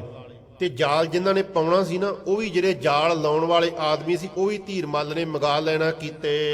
ਸਭ ਵਿਦ ਤੇ ਤਿਆਰੀ ਕਰਵਾਏ। ਹਰ ਇੱਕ ਤਰੀਕੇ ਦੇ ਨਾਲ ਧੀਰ ਮੱਲ ਨੂੰ ਜਿਸ ਤਰ੍ਹਾਂ ਕਿਸੇ ਨੇ ਦੱਸਿਆ ਨਾ ਕਿ ਇਸ ਤਰ੍ਹਾਂ ਤਿਆਰੀ ਕਰਵਾਈਏ, ਇਸ ਤਰ੍ਹਾਂ ਤਿਆਰੀ ਕਰਵਾਈਏ, ਉਹ ਸਾਰੀ ਜੋ ਤਿਆਰੀ ਸੀ ਧੀਰ ਮੱਲ ਨੇ ਕਰਵਾ ਲੈਣਾ ਕੀਤੀ। ਜੀਨ ਪਰਿਓ ਸੁੰਦਰ ਹੈ ਆਇਓ। ਤੇ ਧੀਰ ਮੱਲ ਨੇ ਆਪਣੇ ਆਦਮੀਆਂ ਨੇ ਕਿਹਾ ਵੀ ਜਾਓ, ਜੋ ਮੇਰਾ ਘੋੜਾ ਨਾ ਉਸ ਦੇ ਉੱਤੇ ਕਾਠੀ ਪਾ ਕਰਕੇ ਉਹਨੂੰ ਸਜਾ ਕਰਕੇ ਲੈ ਕਰਕੇ ਆਓ। ਗੁਰ ਗਨ ਕੋ ਮਨ ਬਿਕੈ ਮਨਾਇਓ। ਤੇ ਫਿਰ ਸਾਰੇ ਗੁਰੂ ਸੀ, ਸ੍ਰੀ ਗੁਰੂ ਤੇਗ ਸ੍ਰੀ ਗੁਰੂ ਹਰਕ੍ਰਿਸ਼ਨ ਸਾਹਿਬ ਤੱਕ, ਪਹਿਲੋਂ ਤੇ ਗੁਰੂ ਹਰਿਰਾਏ ਸਾਹਿਬ ਤੱਕ ਅਰਦਾਸ ਕਰਦਾ ਸੀ ਨਾ। ਫਿਰ ਕਿਸੇ ਨੇ ਕਿਹਾ ਨਹੀਂ, ਗੁਰੂ ਹਰਿਰਾਏ ਸਾਹਿਬ ਜੀ ਵੀ ਗੁਰੂ ਨੇ, ਉਹਨਾਂ ਦੇ ਬਚਨਾਂ ਦੇ ਭਰੋਸਾ ਕਰਕੇ ਤੂੰ ਬਾਬੇ ਬਕਾਲੇ ਆ ਕਰਕੇ ਬੈਠਾ ਏ, ਉਹਨਾਂ ਦਾ ਵੀ ਨਾਂ ਨਾਲ ਲਿਆ ਕਰ। ਸ੍ਰੀ ਗੁਰੂ ਹਰਕ੍ਰਿਸ਼ਨ ਸਾਹਿਬ ਤੱਕ ਇਹਨੇ ਅਰਦਾਸ ਕੀਤੀ, ਕਿਉਂਕਿ ਸ੍ਰੀ ਗੁਰੂ ਤੇਗ ਬਹਾਦਰ ਸਾਹਿਬ ਜੀ ਨੂੰ ਗੁਰੂ ਨਹੀਂ ਮੰਨਦਾ ਅਜੇ ਤੱਕ ਵੀ। ਜੋ ਧੀਰ ਮੱਲ ਹੈ, ਜੇ ਗੁਰੂ ਮੰਨ ਲੈ ਤੇ ਫੇਰ ਤੇ ਧੀਰ ਮੱਲ ਜਿਹੜਾ ਆਪ ਹੀ ਬਣ ਜਾਵੇਗਾ ਕਿ ਮੈਂ ਸਿੱਖਾਂ ਦੇ ਗੁਰੂ ਤੇਗ ਬਹਾਦਰ ਗੁਰੂ, ਆਪਣੇ ਮੂੰਹ ਅਜੇ ਗੁਰੂ ਨਹੀਂ ਮੰਨਦਾ ਸ੍ਰੀ ਗੁਰੂ ਤੇਗ ਬਹਾਦਰ ਸਾਹਿਬ ਜੀ। 8 ਗੁਰੂਆਂ ਤੱਕ ਸਾਰੇ ਗੁਰੂਆਂ ਦਾ ਨਾਮ ਲੈ ਕਰਕੇ ਮਨਾ ਕਰਕੇ ਤੇ ਅਰਦਾਸ ਕੀਤੀ। ਧੀਰ ਮੱਲ ਨੇ ਘਰੋਂ ਤੁਰਨ ਲੱਗਿਆਂ ਨਿਮਰ ਸੀਸ ਕਰ ਬੰਧਨ ਧਾਰੀ। ਅਰਦਾਸ ਕਰਕੇ ਤੇ ਬੜੀ ਨਿਮਰਤਾ ਦੇ ਸਹਿਤ ਹੋ ਕਰਕੇ ਸੀਸ ਨਵਾਇਆ, ਨਮਸਕਾਰ ਕੀਤੀ ਸਾਰੇ ਗੁਰੂਆਂ ਨੂੰ ਹਾਜ਼ਰ ਨਾਜ਼ਰ ਜਾਣ ਕਰਕੇ ਧੀਰ ਮੱਲ ਨੇ। ਇਹੀ ਕਾਮਨਾ ਪੁਰੋ ਹਮਾਰੀ। ਤੇ ਨਾਲ ਹੀ ਇਹ ਬੇਨਤੀ ਕੀਤੀ, ਮਹਾਰਾਜ ਇਹ ਸਾਰਿਆਂ ਤੋਂ ਵੱਡੀ ਮੇਰੀ ਕਾਮਨਾ ਹੈ, ਮੇਰੀ ਇੱਛਾ ਹੈ, ਮਹਾਰਾਜ ਕਿਰਪਾ ਕਰਕੇ ਇਹ ਮੇਰੀ ਇੱਛਾ ਜਿਹੜੀ ਪੂਰੀ ਕਰ ਦਿਓ। ਪੰਚਾਮ੍ਰਿਤ ਭਗਵਾਨ ਕਰਾਵੋ। ਤੇ ਮਹਾਰਾਜ ਜੇ ਮੇਰੀ ਇਹ ਇੱਛਾ ਤੁਸੀਂ ਪੂਰੀ ਕਰ ਦਿਓ ਨਾ, ਤੇ ਮੈਂ ਆਪ ਜੀ ਦੇ ਨਿਮਿੱਤ, ਆਪ ਜੀ ਦੇ ਸੰਗਤਾਂ ਦੇ ਨਿਮਿੱਤ, ਸਿੱਖਾਂ ਦੇ ਨਿਮਿੱਤ ਬਹੁਤ ਭਾਰੀ ਕੜਾ ਪ੍ਰਸ਼ਾਦ ਦੀ ਦੇਗ ਮਹਾਰਾਜ ਮੈਂ ਤਿਆਰ ਕਰਵਾਵਾਂਗਾ। ਜੇ ਕਰ ਗ੍ਰੰਥ ਜਾਏ ਮੈਂ ਪਾਵੋ। ਤੇ ਜੇ ਮੈਨੂੰ ਗ੍ਰੰਥ ਸਾਹਿਬ ਜੀ ਪ੍ਰਾਪਤ ਹੋ ਜਾਣ ਤੇ ਮਹਾਰਾਜ ਮੈਂ ਕੜਾ ਪ੍ਰਸ਼ਾਦ ਤਿਆਰ ਕਰਕੇ ਦੇ ਸੰਗਤਾਂ ਵਿੱਚ ਵਰਤਾਵਾਂਗਾ, ਆਪ ਜੀ ਦੇ ਸਿੱਖਾਂ ਦੀ ਸੰਗਤਾਂ ਦੀ ਖੁਸ਼ੀ ਪ੍ਰਾਪਤ ਕਰਾਂਗਾ। ਇਮ ਮਨੌਤ ਕੋ ਮਾਨ ਕਨੇਰੀ। ਇਸ ਤਰੀਕੇ ਦੇ ਨਾਲ ਧੀਰ ਮੱਲ ਨੇ ਮਨੌਤ ਮੰਨੀ, ਸੁਖਣਾ ਸੁਖੀ ਹੈ ਕਿ ਮਹਾਰਾਜ ਕਿਰਪਾ ਕਰੋ, ਮੈਂ ਸੰਗਤਾਂ ਦੀ ਸੇਵਾ ਕਰਾਂਗਾ। ਐ ਪਰ ਚੜਿਓ ਸੌਨ ਸੁਬਹੇਰੀ। ਤੇ ਜਦੋਂ ਘੋੜੇ ਉੱਤੇ ਚੜਿਆ ਨਾ, ਧੀਰ ਮੱਲ ਤੁਰਨ ਲੱਗਾ ਤੇ ਬੜੇ ਚੰਗੇ ਸਗਨ ਧੀਰ ਮੱਲ ਨੇ ਉਸ ਮੌਕੇ ਤੇ ਵੇਖੇ ਕਿ ਬੜੇ ਚੰਗੇ ਸਗਨ ਹੋਏ ਨੇ, ਮੈਨੂੰ ਕੋਈ ਖਤਰਾ ਨਹੀਂ, ਮੇਰਾ ਕਾਰਜ ਪੂਰਾ ਹੋ ਜਾਵੇਗਾ। ਕਿਉਂਕਿ ਜਦੋਂ ਗੁਰੂ ਤੇਗ ਬਹਾਦਰ ਸਾਹਿਬ ਜੀ ਵੱਲੇ ਜਾਣ ਲੱਗੇ ਸੀ ਡੇਰਾ ਲੁੱਟਣ ਦੇ ਵਾਸਤੇ ਚੀਂ ਹੋਣੀ, ਉਸ ਮੌਕੇ ਤੇ ਸ਼ੁਭ ਸਗਨ ਨਹੀਂ ਸੀ ਹੋਏ। ਧੀਰ ਮੱਲ ਨੇ ਰੋਕਿਆ ਸੀ ਕਿ ਨਾ ਜਾਓ, ਆਪਾਂ ਨੂੰ ਘਾਟਾ ਆਵੇਗਾ, ਤੇ ਘਾਟਾ ਆਇਆ ਵੀ। ਹੁਣ ਧੀਰ ਮੱਲ ਚੱਲਿਆ ਸ੍ਰੀ ਗੁਰੂ ਗ੍ਰੰਥ ਸਾਹਿਬ ਜੀ ਮਹਾਰਾਜ ਦਾ ਸਰੂਪ ਦਰਿਆ ਤੋਂ ਪ੍ਰਾਪਤ ਕਰਨ ਦੇ ਵਾਸਤੇ, ਤੇ ਚੰਗੇ ਸਗਨ ਹੋਏ ਤੁਰਨ ਲੱਗਿਆਂ। ਸਾਰੇ ਸਗਨ ਜਿਹੜੇ ਚੰਗੇ ਸੀ ਉਹ ਵੇਖ ਕਰਕੇ ਹਰਖਿਓ ਲਖਿਓ ਕਾਜ ਹੋਏ ਮੇਰੋ। ਬਹੁਤ ਧੀਰ ਮੱਲ ਖੁਸ਼ ਹੋਇਆ ਮਨ ਦੇ ਵਿੱਚ, ਜਾਣ ਲਿਆ ਕਿ ਮੈਂ ਜਿਹੜੇ ਕਾਰਜ ਦੇ ਵਾਸਤੇ ਜਾ ਰਿਹਾ ਹਾਂ, ਇਹਦੇ ਸੰਕੇਤ ਮੈਨੂੰ ਚੰਗੇ ਮਿਲ ਗਏ ਨੇ, ਇਹ ਮੇਰਾ ਕਾਰਜ ਹੋ ਜਾਵੇਗਾ। ਜਿਸ ਤੇ ਔਰ ਨਾ ਭਲੋ ਬਡੇਰੋ। ਜਿਸ ਕਾਰਜ ਦੇ ਵਿੱਚੋਂ ਕੋਈ ਹੋਰ ਵੱਡਾ ਕੰਮ ਨਹੀਂ ਜ਼ਿੰਦਗੀ ਦੇ ਵਿੱਚ, ਸਭ ਤੋਂ ਵੱਡਾ ਮੇਰਾ ਇਹੀ ਕਾਰਜ ਹੈ ਕਿ ਮੈਨੂੰ ਸ੍ਰੀ ਗੁਰੂ ਗ੍ਰੰਥ ਸਾਹਿਬ ਜੀ ਦਾ ਜੋ ਸਰੂਪ ਹੈ ਪ੍ਰਾਪਤ ਹੋ ਜਾਵੇ, ਹੋਰ ਕੋਈ ਮੇਰਾ ਏਡਾ ਵੱਡਾ ਕਾਰਜ ਨਹੀਂ। ਗਮਨਿਓ ਮਾਰਗ ਲੈ ਨਰ ਬ੍ਰਿੰਦ। ਬਹੁਤੇ ਆਦਮੀ ਨਾਲ ਲੈ ਕਰਕੇ ਤੇ ਧੀਰ ਮੱਲ ਚੱਲ ਪਿਆ। ਆਪਣੇ ਆਦਮੀ ਜਿੰਨੇ ਦੱਸਿਆ ਕਿਸੇ ਨੇ ਕਿ ਫਲਾਨਾ ਬੰਦਾ ਬੜਾ ਦਰਿਆ ਦੇ ਵਿੱਚ ਭੇਦੀ ਹੈ, ਦਰਿਆ ਦਾ ਤਾਰੂ ਹੈ, ਸਾਰੇ ਆਦਮੀ ਨਾਲ ਲੈ ਕਰਕੇ ਧੀਰ ਮੱਲ ਚੱਲ ਪਿਆ। ਸੰਗ ਵਿਬੇਸ ਹੋਏ ਚੱਲਿਓ ਮਸੰਦ। ਤੇ ਜੋ ਸ਼ੀਹਾਂ ਮਸੰਦ ਸੀ ਇਹ ਜਾਣਾ ਤੇ ਨਹੀਂ ਸੀ ਚਾਹੁੰਦਾ, ਕਿਉਂਕਿ ਰੋਕਦਾ ਸੀ, ਇਹ ਨਹੀਂ ਸੀ ਚਾਹੁੰਦਾ ਕਿ ਜਾਇਆ ਜਾਵੇ, ਪਰ ਗੁਰੂ ਚੱਲਿਆ ਧੀਰ ਮੱਲ ਤੇ ਗੁਰੂ ਦੇ ਨਾਲ ਤੇ ਜਾਣਾ ਹੀ ਪੈਣਾ ਸੀ। ਸ਼ੀਹਾਂ ਮਸੰਦ ਧੀਰ ਮੱਲ ਤੋਂ ਬਿਨਾਂ ਰਹਿ ਵੀ ਨਹੀਂ ਸੀ ਸਕਦਾ। ਬੇਵੱਸ ਹੋ ਕਰਕੇ ਜੋ ਸ਼ੀਹਾਂ ਮਸੰਦ ਸੀ ਉਹ ਨਾਲ ਚੱਲ ਪਿਆ। ਤਿਸ ਨਰ ਕੋ ਲੈ ਸੰਗ ਕਰਿਓ ਹੈ। ਫਿਰ ਉਹ ਜੋ ਮਨੁੱਖ ਸੁਨੇਹਾ ਲੈ ਕਰਕੇ ਆਇਆ ਸੀ ਨਾ, ਉਹਨੂੰ ਵੀ ਨਾਲ ਲੈ ਲਿਆ ਵੀ ਤੂੰ ਵੀ ਚੱਲ, ਤੂੰ ਜਾ ਕਰਕੇ ਦਸੀ ਵੀ ਇੱਥੇ ਉਹਨਾਂ ਨੇ ਸਰੂਪ ਜੋ ਦਰਿਆ ਦੀ ਭੇਟਾ ਕੀਤਾ ਇਸ ਥਾਂ ਤੇ ਹੈ, ਉਹਨੂੰ ਵੀ ਨਾਲ ਲੈ ਲੈਣਾ ਕੀਤਾ। ਆਨ ਬਿਪਾਸਾ ਕੂਲ ਖਰਿਓ ਹੈ। ਕੂਲ ਨਾਮ ਕੰਢੇ ਤੇ ਆ ਕਰਕੇ ਖਲੋ ਕੇ ਬਿਆਸਾ ਦਰਿਆ ਦੇ ਦੁਆਬੇ ਵਾਲੇ ਪਾਸੇ ਧੀਰ ਮੱਲ ਜਿਹੜਾ ਕਰਤਾਰਪੁਰ ਤੋਂ ਚੱਲ ਕਰਕੇ ਤੇ ਬਿਆਸਾ ਦਰਿਆ ਦੇ ਕੰਢੇ ਤੇ ਆ ਕਰਕੇ ਖਲੋ ਗਿਆ। ਆਪਣੇ ਸਾਥੀਆਂ ਦੇ ਸਮੇਤ। ਜਹ ਤਿਨ ਥਾਨ ਬਤਾਵਨ ਕੀਨਾ। ਤੇ ਉਹ ਜੋ ਸਿੱਖ ਸੀ ਜਿਹਨੇ ਆ ਕਰਕੇ ਸ੍ਰੀ ਧੀ ਮਲ ਨੂੰ ਸਰਿਆਂ ਦਿੱਤਾ ਸੀ ਕਿ ਦਰਿਆ ਦੀ ਭੇਟਾ ਸਰੂਪ ਕਰ ਗਏ ਆ, ਤੈਨੂੰ ਸਰਿਆਂ ਦੇਣ ਵਾਸਤੇ ਮੈਂ ਆਇਆ, ਉਹਨੂੰ ਦੱਸਿਆ ਵੀ, ਪੁੱਛਿਆ ਵੀ ਦੱਸ ਕਿੱਥੇ ਗਿਆ।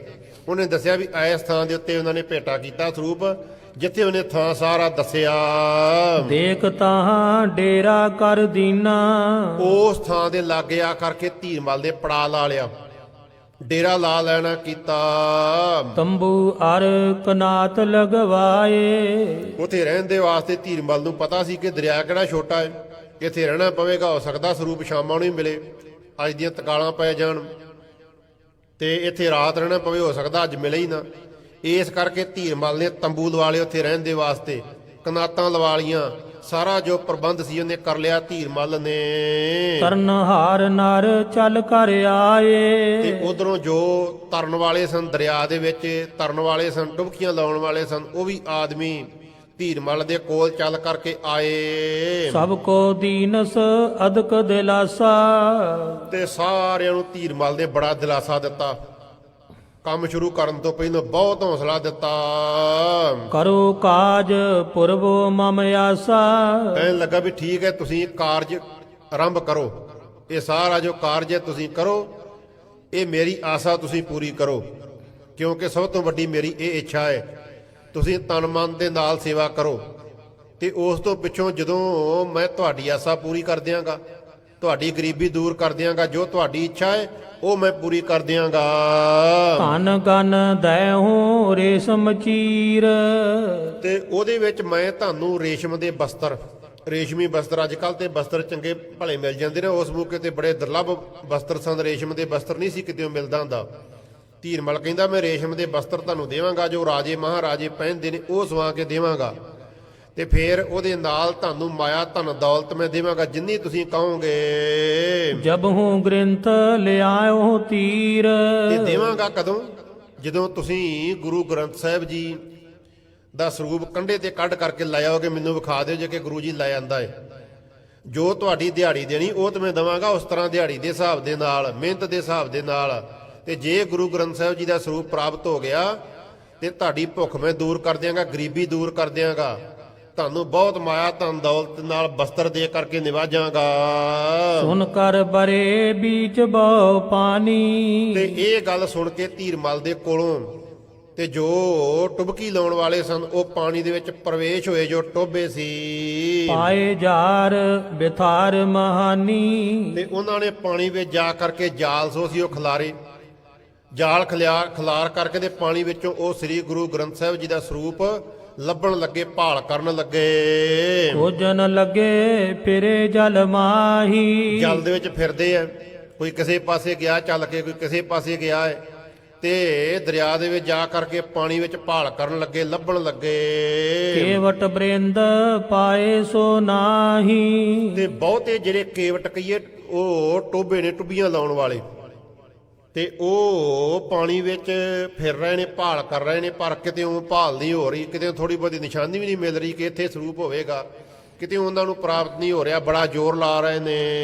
ਕੋਜੇ ਕਰ ਸੋ ਟੁਬਕੀ ਮਾਰਹਿ। ਤੇ ਟੁਬਕੀ ਮਾਰ ਕਰਕੇ ਤੇ ਥੱਲੇ ਤੱਕ, ਦਰਿਆ ਦੀ ਤਹਿ ਤੱਕ ਜਾਂਦੇ ਨੇ, ਰੇਤਾ ਤੱਕ, ਜਿੱਥੇ ਦਰਿਆ ਦਾ ਥੱਲਾ ਬੰਨਾ ਹੈ, ਉੱਥੇ ਜਾ ਕਰਕੇ ਦੇ ਹੱਥਾਂ ਦੇ ਨਾਲ ਭਾਲ ਕਰਦੇ ਨੇ, ਥਾਂ ਨੂੰ ਫੋਲਦੇ ਨੇ ਜਾ ਕਰਕੇ।